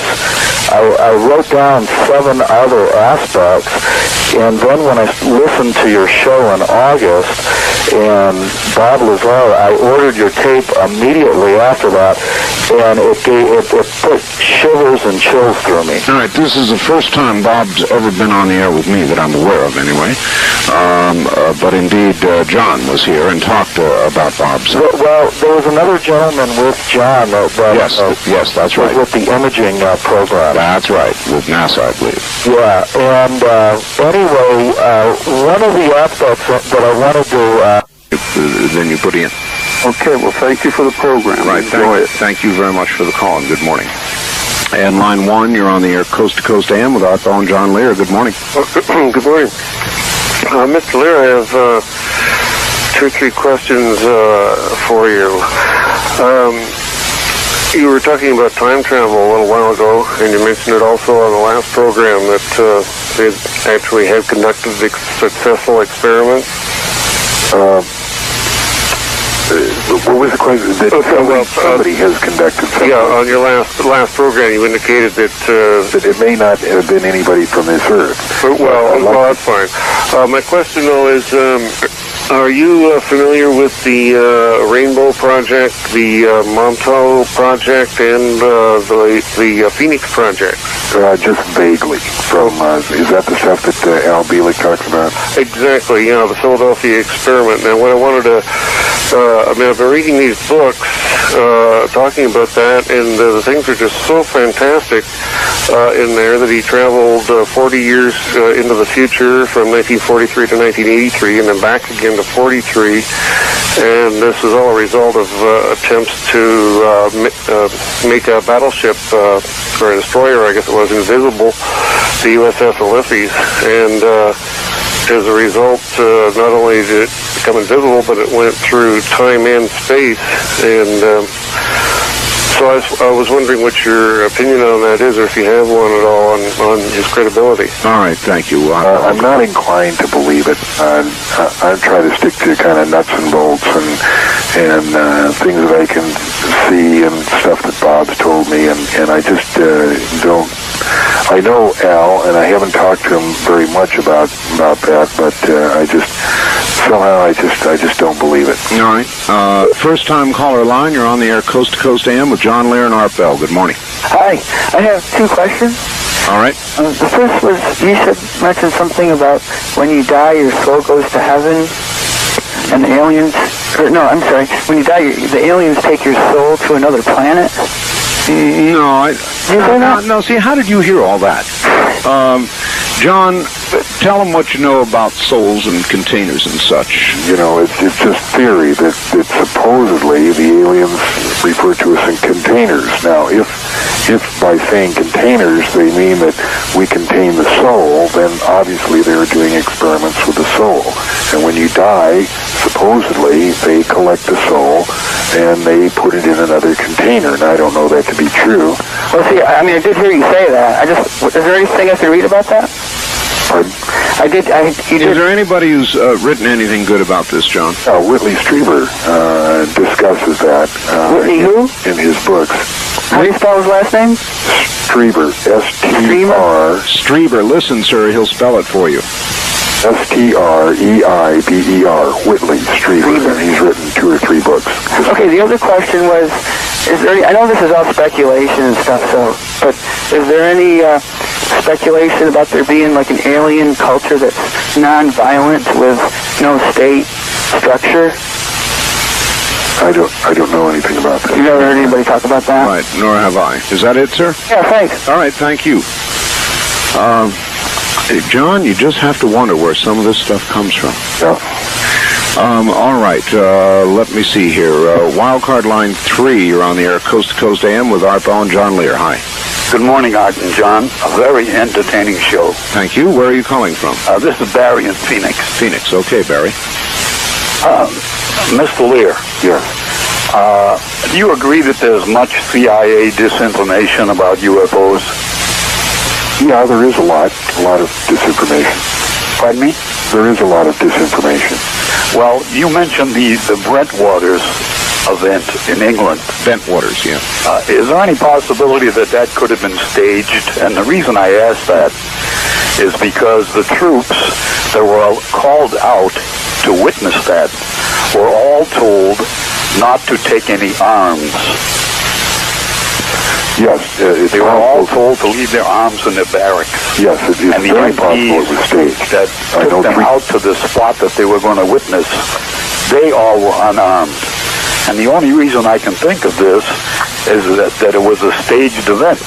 Well, it was a staged event, but the question is, who staged it? Probably the CIA. Well, it's possible. Oh, isn't that something? All right, thank you. So some of all this could be, in a sense, more intentional disinformation, John. Well, when I say they staged it, I mean they staged it with real... well, I'm not going to get into that. I get. Let me get into it a little bit. In other words, you can take something that is a basic truth, like the appearance of UFOs and discs and all the rest of it, and you can stretch it to an absurdity, and when you do, you discredit all that goes before it. Really. Yeah, essentially that's it. All right. Let's keep moving here. Good morning. You're on the air, Coast to Coast AM with Art Bell and John Lear. Where are you calling from, please? From Scottsdale again, Art. I have one more point. And no, sir. I'm sorry. We don't allow a callback on these shows, but I appreciate the attempt. Line 2, your turn. Good morning. Good morning. I have a comment and a couple of questions. I think interstellar or extraterrestrial travel, I think time is against us. Is that right or not? Against us or anybody else? The time it takes. Well, yes. With conventional means of transportation, sublight, that would, of course, be correct. I'm talking about light year and even faster. Uh-huh. And another thing is, what would a tablespoon of matter from a black hole weigh? And more than you can imagine, and certainly more than it would be for you to be able to get the spoon then to your mouth. Right. And is there a true explanation on the term gravity? Can anybody really explain it? That actually is a very good question. What the hell is gravity, John? Well, not being a physicist, I don't know, but according to Bob, there's two forms of gravity, gravity A and gravity B. And gravity A is the small atomic force, and gravity B is the large force, like the Earth and the planets in orbit around the Sun. All right. Very good. Let's see. First-time caller line. You're on the air, Coast to Coast AM with Art Bell and John Lear. Hello. Hello. Hi. Where are you calling us from? I'm calling from Fresno, California. All right. John Lear's listening. What is your question? Well, my husband years ago met Mr. Lear's father in Reno. Yes. And my question is, could he review again about the helicopters and the men coming in black uniforms? Kind of review that again. I heard that before, and I didn't get all of it. I understand. John, I've seen black helicopters. No markings. We've talked about that before. What are they? I don't know. There's plenty of them around. Apparently, there's a lot of UFO incidents in which black helicopters appear with men dressed in black jumpsuits. Whether they're ours or theirs, I don't know. There's also appearances of helicopters that are absolutely noiseless, like they were just images, like they weren't really helicopters at all. Well, exactly. The ones that I've heard are not quite silent, but not far from it, and you don't hear them very long. The moment they're gone a little bit, they are silent. I just heard of some of our helicopters that are very, very quiet. All right. Hold on right there, John. We're going to do another quick break. You're listening to the CBC and PRN radio networks in the nighttime.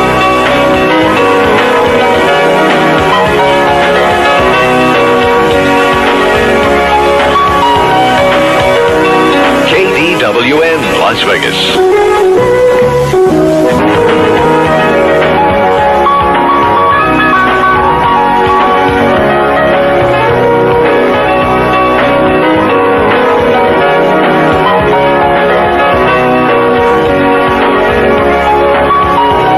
From the home of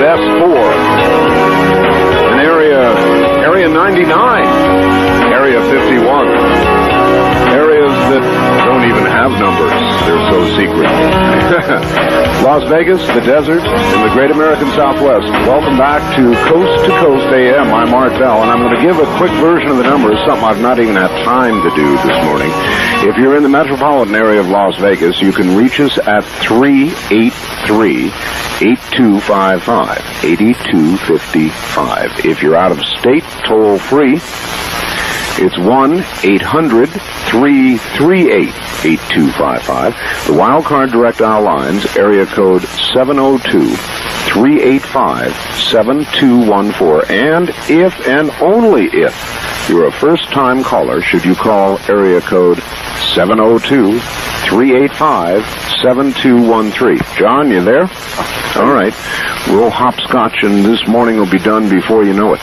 Okay. Wildcard line 3, you're on the air, Coast to Coast AM with Art Bell and John Lear. Hi. Hi, how you doing? We're both fine. Where are you calling from? Buttonwillow, California. Wow. I don't know where that is, but go ahead. It's outside of Bakersfield. Okay. I have a question for John. I just tuned in, and I was curious. Does he believe that there's any interbreeding going on between humans and aliens, and to what ends do they expect to achieve? Yes. Supposedly there has been interbreeding. Apparently... it's an ugly thought, John. Pardon? I say it's an ugly thought. Apparently they're trying to interbreed for... apparently their race is dying out. At least this is the story some of the abductees come back with. And they're trying to interbreed with us to make a stronger form of themselves. Very interesting. Okay, thank you very much. Right. One of the species. Thank you. That's a very disturbing thought, John, for most human beings. You know, unless there's cute little green chicks or something. No. Yeah. All right, good morning. On the first-time caller line, you're on the air Coast to Coast AM with Art Bell and John Lear. Is this Art Bell? It is, yes. I'm flabbergasted. It's so nice to talk to you both. This is Billy, and I'm calling from Ontario. And, John, I talked with you recently at the Congress in Las Vegas at the Hacienda. Yeah. In the magic shop. Right. I happen to have heard Al Balick, and I picked up the Montauk Project and saw his presentation. And I am a follower of Tesla, and I happen to really buy everything that Al Balick has said. And if you will talk to Bob Brown, who put the Congress on, and also, have you seen Al Balick's presentation at all? No, I have not. Well, I think you might, he held the audience in the palm of his hand, and everyone was absolutely not breathing. They were so entranced with everything that he had to say. Well, ma'am, what kind of things did he say? I mean, the rest of his... His knowledge of electronics is absolutely impeccable. I would love to hear Bob Lazar and Al Balick get together. And if you like, Art, I will send you Al Balick's number, and maybe sometime you could do a show with him. Why not? Why not? Indeed. Call my network and I will send further information, but Montauk Project and also the knowledge I have. I went with a friend who was on the panel, and she had some fascinating things to say also. So I really think there's a whole lot further to go in this whole area, and I really appreciate your having everybody on. And I'm sorry my tape recorder wasn't working, and I couldn't get the show tonight. All right, well, if you'll listen carefully, I will shortly tell you how to get a copy of it. But we have got to go. Wonderful. Thank you so much. Thank you very much. John, hold on. We'll be right back, and I will be back with the information about how to get a copy of the show in just a moment. Let me me ask you, the business owner, would you like to advertise to over 750,000 people in the West per night? Would you like an audience that listens to the radio for information, that ranks as number one in listener loyalty, that is growing every night as Coast to Coast AM with Art Bell is proving to be the best late-night talk show in America? Would you like to reach the consumer who, much like yourself, has many interests and requires goods and services from a variety of suppliers? Does your business search for the investor who follows world events as a prelude to investment? Coast to Coast AM with Art Bell gives the advertiser an opportunity to reach an audience that has the income and desire for the products that you offer.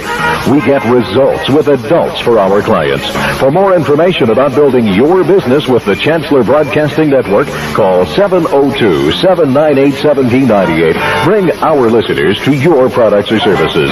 Call 702-798-1798 today. That's 702-798-1798.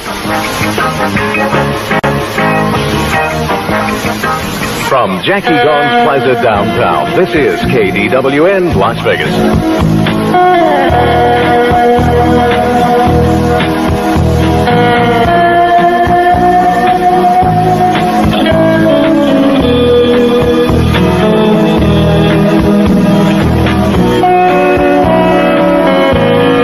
Welcome back to the show, the one you waited for and have certainly received this morning. If you want a copy of this show, I really know already that I'm about to save myself a whole lot of trouble because everybody will be calling up saying my tape recorder wouldn't work.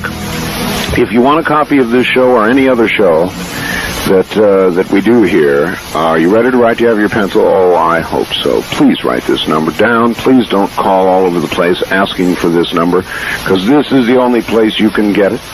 If you want a copy of this show, you can get it by calling right now or anytime.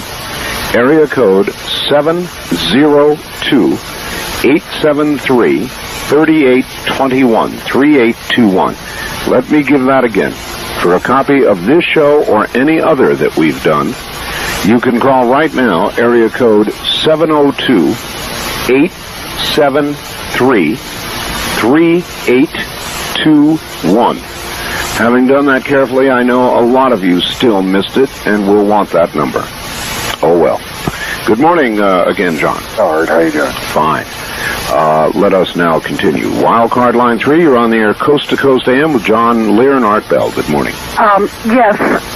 I'm sorry. Good morning, Art. Good morning, Mr. Lear. Good morning. May I communicate with you, Mr. Lear, or write to you through Art Bell? Sure. Sure, absolutely. All right.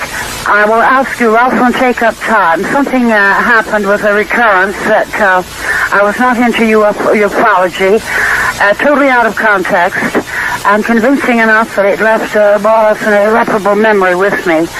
Was there at any time a colony of aliens on Earth who later found the atmosphere to be hostile and inimical to them? But would they ever come back and say there were remaining descendants of that colony? They could no longer stay. The atmosphere, as I said, being hostile. It's also becoming catastrophe. It's also, ma'am, becoming hostile to some of us that are here now. No, this did not have the appearance. I can't go into the details. Time won't permit. Not at all hostile. But that there are descendants and there is a coming catastrophe and warning us and alerting us, etc. All right. Thank you. John, what about it? Well, what's the question?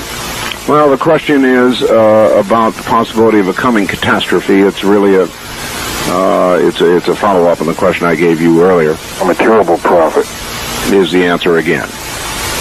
Okay. What about the question on atmosphere?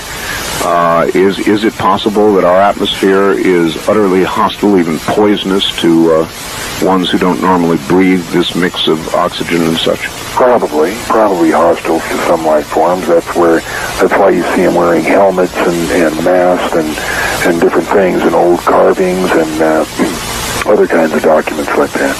All right, so they're no different than we were. If we were to go to another planet, they'd be helmeted, and I believe some of the the graphics on rocks here have shown creatures wearing apparent helmets. Is that not true? Right.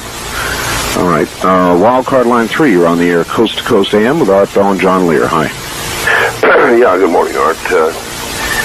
I take a certain amount of this as with a grain of salt. I'm sure that Mr. Lear does too. I wonder No, he does not, sir. I wonder Mr. if Lear anybody, has made if clear either the of you fact read, that he absolutely believes what he's saying.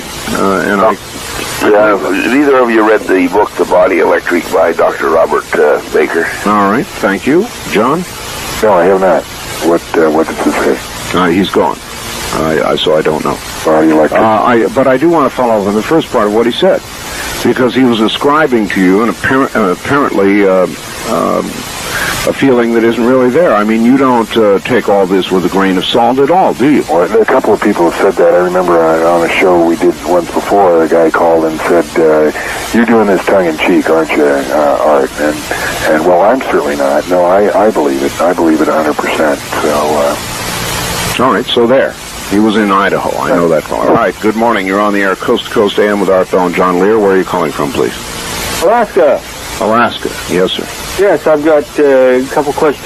I'll make this brief. I'd like your opinion of the MJ-12 report, Majestic 12 report, given to Eisenhower. I'm sure you're familiar with that. And also Bill Cooper, what you think of the information he released. And the third thing would be, what your personal opinion of who Jesus Christ is? Thank you. Oh, geez. The MJ-12 report, the information I believe is essentially true. Whether that document that Bill Moore passed around is legitimate or not, I don't know. But I think the information is true. As far as Bill Cooper, he got more into the conspiracy part of this than I did. So, I don't have any comment there. I did talk to him the other day, and he seems to believe that the Masonic Lodge is behind all this stuff, and aliens don't exist, and there are no saucers. But well, that's a new direction. And finally, John, and most importantly, please now reveal to us who Jesus Christ really is. That's a toughie. I'm going to let you do that. Oh, thanks. You know what I do at moments like that? What's that? I push the next button. Line 3, you're on the air with Art Bell and John Lear. Good morning. Good morning. You're talking about gravity. I believe that what we currently believe is gravity is probably something totally different than what we believe it is. I'll give you an example. What I currently believe gravity to be is this. Gravity is a pulling force due to the size of mass. In other words, on Earth, we weigh a certain amount of weight. If we were on the moon, we weigh 1/6 the weight because the mass of the moon is 1/6 that of the Earth. And I will even add to this. Do you think that people falling off very tall buildings consider things like this on the way down? Probably, especially when the nature of gravity. So they hit the third floor. Anyway, what I wanted to say here is now with like a black hole, the mass in a black hole is so condensed. The gentleman was talking about a tablespoon of mass from a black hole would probably have the same mass density as the Earth. So think of it this way: if two magnetic poles of the same pole, like two north poles, repel each other, say if you could get the density out of a black hole that had the same mass of the Earth, those two masses would probably repel each other. Like magnets do. Well, that sounds like a question for Bob, or a statement. Yeah, too bad. Now, I want to take this one step further. You were talking about Tesla, and what Tesla was dealing with, according to him, were tachyon particles. Now, in tachyon theory, they say that gravity is not a pulling force. It's an accelerating force. And that the Earth acts as a shield for the tachyon particles.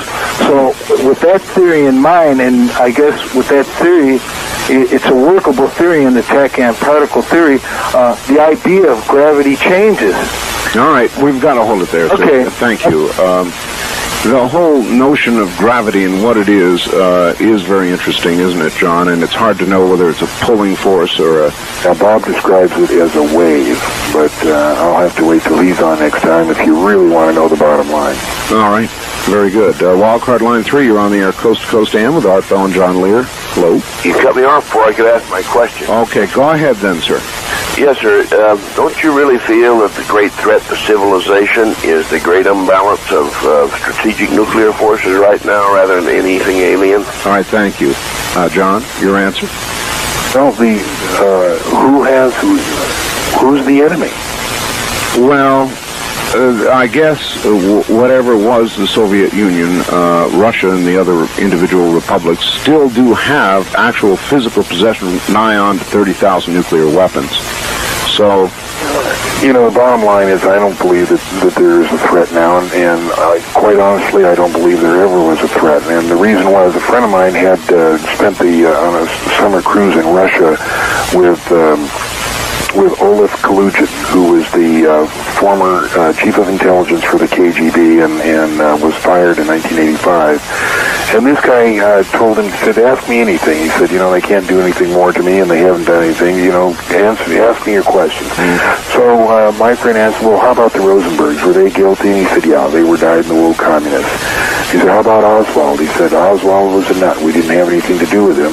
And then he asked about the Cold War, and this ex-head of the KGB said it was the Russians being equal to us in technology was manufactured by the U.S. intelligence. It never was a fact. They were never that close to us.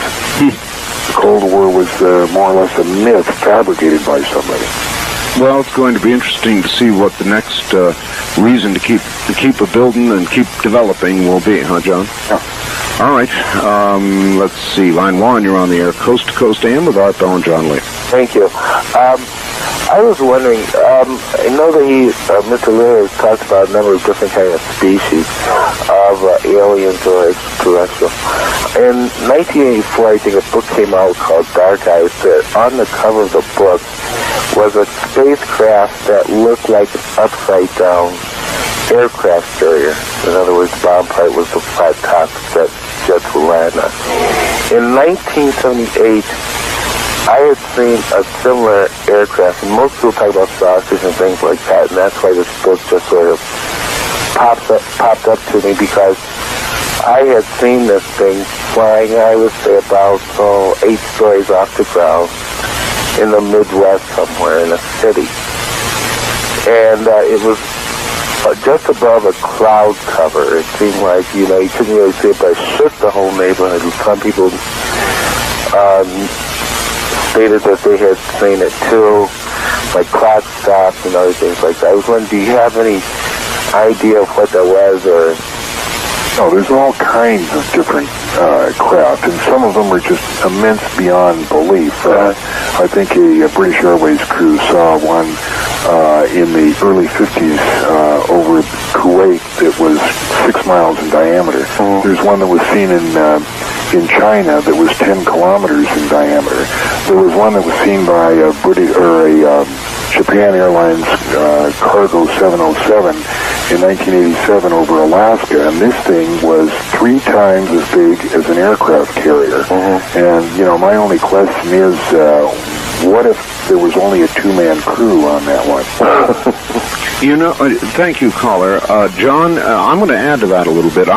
One of the things that you once said to me did cause me to kind of raise my eyebrows really high.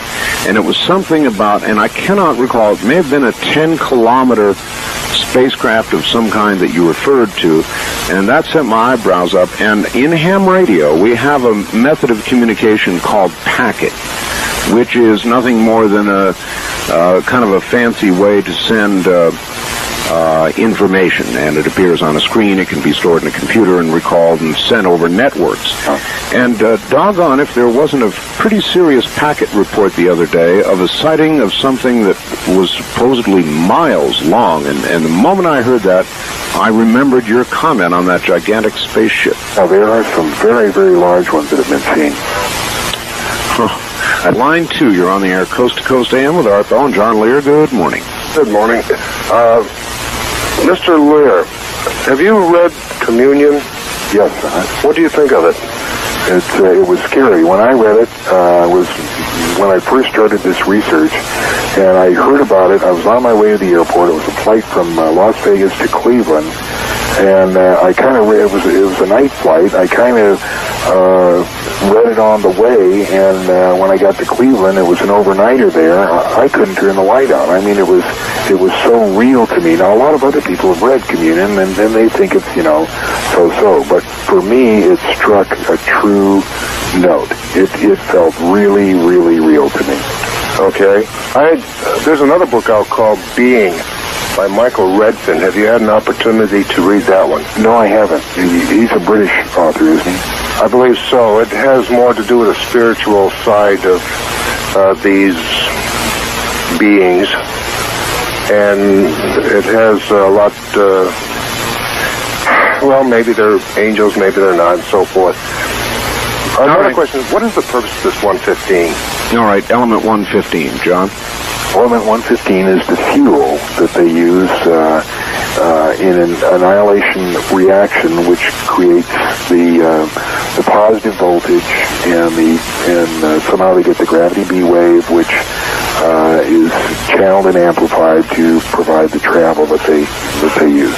All right. Good morning on the first-time caller line. You're on the air, Coast to Coast AM with Art Bell and John Lear. Good morning. Good morning. I have a couple of questions for John. Sure. Where are you calling us from? Tucson, I'm sorry. Tucson. That's quite all right. Go ahead. I'd like to have his opinion on the reports of instant healing that appear occasionally in the records of association with UFOs. And also I'd like to know what he feels about these abduction cases where usually they report being carried through solid walls or windows. Really?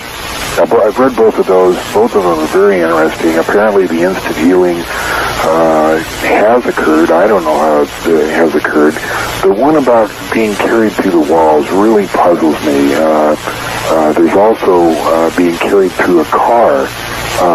They feel that their body is going through the car, or at least their soul, because they can look back in the car and see their body, but they feel like they are wherever they're being transported. Yes. It's always puzzled me, but it's like Bob Lazar was talking about mental telepathy. Until we have more information, we're not going to know how they did it. It seems to be a frequency beyond anything we know about. Yes. All right. Thank you very much, caller. Good morning. That opens a line in Las Vegas, 383-8255-8255. Or I should say there is one open. John, do you think we might get Mr. Strieber in as a guest one of these days with you? I don't think so. We had kind of a falling out here about 4 or 5 years ago, and it was over something, just like most fallings out, it was over a minor thing, but I haven't talked to him in quite some time. And I don't know whether he's done any interviews after the disaster that the movie Communion was. I don't think he's been out much. Mm-hmm. All right, very good. Wildcard line 3, you're on the air, Coast to Coast AM with Art Bell and John Lear. Hi. Hi. I had a question about, I had read a book, oh God, it was about 5 years ago, and I can't remember the name of it, but it was about the moon. And a lot of the people in the Soviet Union believe the moon is actually alien aircraft of some type that it's hollow.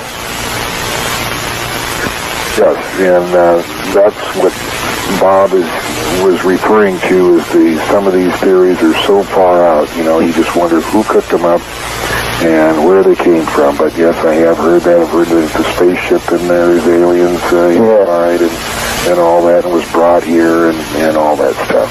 Yeah, they said there's a hole that goes into the, and they can't even, they can see the hole, but they can't see all the way inside it. Well, let me join this little parade of strangeness. I've also heard that there are large earth-moving machines on the moon, and that sort of thing. John, anything about that? Well, now, the guest we had on the other day, Ron Maley, it was his father that saw the picture of the earth-moving machine. It was 300 or 100 yards in length, and it was shown to him by a NASA photographer, very confidentially. But in fact, yes, that picture was taken by. Am I still online? Yeah, you're online. Okay. I had another question. I heard another thing that the Soviets might have is things that can produce earthquakes. Really? Yeah. Well, they owe us a lot of money for California. Hadn't heard about that, John? Oh, I have not heard about that. All right. Well, thank you, caller. Good morning. Line 3, you're on the air, Coast to Coast AM with Art Bell and John Lear. Hi. Yes, good morning. A very interesting show. Bob Lazar was, I like to hear the science behind all these things. And I kind of agree with Lazar's thing about 99.9 something% of this being just off the wall. But there was one thing that just hit me a little while ago. You're talking about some Soviet KGB guy who says the Soviets were never close to us in technology. Olaf Kalugin. That was Olaf Kalugin. Well, I beg to differ with that, because at one point they were way ahead of us. I mean, they had Sputnik up, and their throw weights as far as what they can put on a missile were, Yes, sir, but that's brute force category. Technologically, we are and always have been and will be probably for a long time way ahead of them. Is that not? Well, that when they were putting up Sputnik, we were probably already on the moon. Well, deal with that, caller. That goes way beyond where we started taking over. Was where we had the computers, and because of our societal freedom, the spread of computers and the usage by the people. All right, look, time is very short, so say something very profound. Okay, I think that as far as the aliens go, until they come and have direct communication with us, it's all conjecture.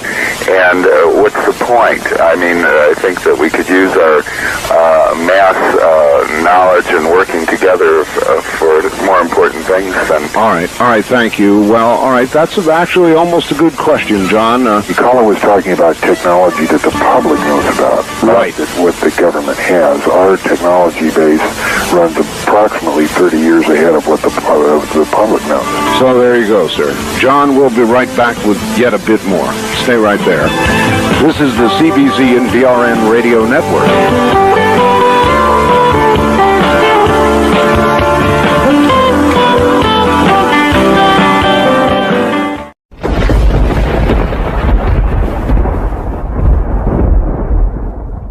The Beijing Radio. Why should you want to own a Beijing radio? Well, the obvious. This radio doesn't require batteries, nor does it require being plugged into the wall. It carries the power within itself. It's got a patented device called the Bayliss Clockwork Generator, invented by Trevor Bayliss in Great Britain, manufactured in South Africa, built like a battleship. It's a full-size portable. Make no mistake. It's far from a toy. It's not a toy. This is a full-size portable that covers AM, FM, and 7 shortwave bands. It doesn't just play to headphones. It plays at full room volume. Now get this. If the power goes out, or even if it doesn't, you wind this radio, there's a little crank on the side, you turn it for 30 seconds, and this radio will then play for 30 minutes. 30 seconds, 30 minutes. Full room volume. It weighs 7 pounds, it's built like a tank, and supplies are running woefully short, so you should get on this right away. You should not wait. The number to call at 7:30 a.m. Friday morning, tomorrow morning, is 1-800-522-8863. Once again, 1-800-522-8863, the C. Crane Company. This is Art Bell, inviting you to join me every weeknight for interesting and controversial talk from Area 51 in Nevada, UFOs, time travel, the paranormal. Look, if you're talking about it, or possibly just even thinking about it, you can guarantee we'll be covering it. It's Coast to Coast with me, Art Bell.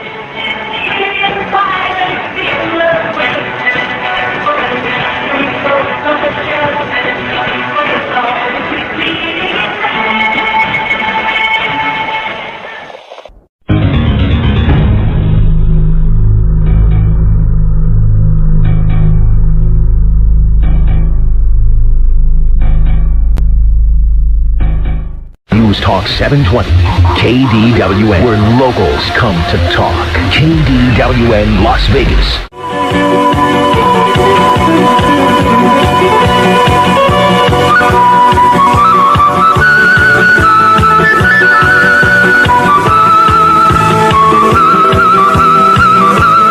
Good morning, everybody. Once again from Las Vegas, the high desert.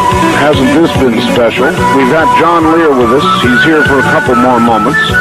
Bob Lazar was here for a couple of hours, and it has been an enchanting night, to say the least. I'm Art Bell. It's been a pleasure to be with you this week in the fleeting moments of the show. I want to do as I always do, say thank you for a wonderful week of talk radio. It really has been a pleasure, folks. And now back to John Lear. John, are you there? All right. We don't have a whole lot of time left, and so to be sure that I get it in, John, that tape that explains everything, why not take one more crack at giving out the address? It's TriDot Corporation. That's TRIDOT Corporation, 1324. That's 1324 Southeastern. And that's in Las Vegas, Nevada, 89104. And it's $29.95 plus $3 shipping and handling. All right. Let's take a couple of lingering questions. People have been waiting so long. You're on the air Coast to Coast AM with Art Bell and John Lear. Where are you calling from, please? Good morning, Art. This is Bonnie from Clear Lake. Clear Lake, yes. I got my Rossboro watch. It's beautiful. I have a question for John, though. Does everybody have a soul? The Bible says there's only so many, and if we're all keep being reborn again, how come there's billions of people and only so many souls? No, yeah, well, that's a good question, actually. I think we talked about that once before, and I said that I knew a few people that I didn't suspect had souls. Which is just like my going to line 3. Line 1 is where I'm going right now. You're on the air with John Lear and Art Bell. Good morning. Hello, is this? Am I on line 1? Yes, sir. Yes. Oh, yes. John, do you know anything about the effects of magnetism on these craft, or whether they are influenced or they utilize our magnetic fields for anything? No, that would be a question for Bob. Yeah. Okay, well, thanks. Thank you. Have a good morning out of state. You're on the air Coast to Coast AM with John Lear and Art Bell. Hello? Hello, Art. Hello, where are you calling from, sir? Kodiak. Kodiak, Alaska. All right, John Lear is here. Do you have a quick question? Yes, sir. Has he ever heard of the raw material? What was that again? The raw material, RA. Oh, yes, yeah. Sure he has. Yes, he has, sir. If he could comment, and I'll listen off here. All right. I don't have. All right, thank you. From Kodiak. Well, it's just a book, just like all the other stuff. It has spiritual stuff, and it's like a lot of other books, like Urantia and stuff like that. Oh, that is an interesting topic, and I don't think I say that we've ever really touched on that. All right, quickly, because we're about out of time. Line 2 for John Lear. Yeah, John. Yeah. Is it true the UFO crash at Roswell? Absolutely, positively true. True. Yeah. And Hangar 18, are the 4 bodies at Hangar 18, and has anybody been in that hangar? I think the Hangar 18 may just be, it may have been Hangar 18, but certainly there were 4 bodies. Which hangar they went into, I don't know. The most credible of all the incidents, though, John, Roswell? Pardon? The most credible of all UFO incidents, Roswell? Certainly that we have most of the evidence, the evidence that Stan Friedman and Don Berliner collected on it. They interviewed over 105 witnesses, many of them still living, that either touched or had something to do with that recovery. Yeah. All right, caller, gotta go. Okay. Thank you. John, we're out of time, so look. Okay, one last comment? Yeah, one last comment. Okay, even if you planted rye for the winter, be sure and fertilize every 6 weeks about 5 pounds per thousand, and be sure and water early so that the lawn has a chance to dry in case there's a freeze at night. And please don't forget my suggestion about the disc lighted on your lawn. John, as always, it's been a great pleasure. Thank you for attracting, magnetism or gravity or something. You brought Bob Lazar to us, and that was something else. Okay, thanks, Art. It was a pleasure. We'll do it again, John? Okay, great. All right, bye-bye. That's it, folks. I'm sorry. We out of time. We'll see you Monday night, Tuesday morning with more of whatever it is that we do here, which constantly is changing. It's been a pleasure to be with all of you this week. I'm Art Bell, and I think my weekend has about arrived. Talk Radio continues on the flagship station, KDWN, coming next. Good morning, all.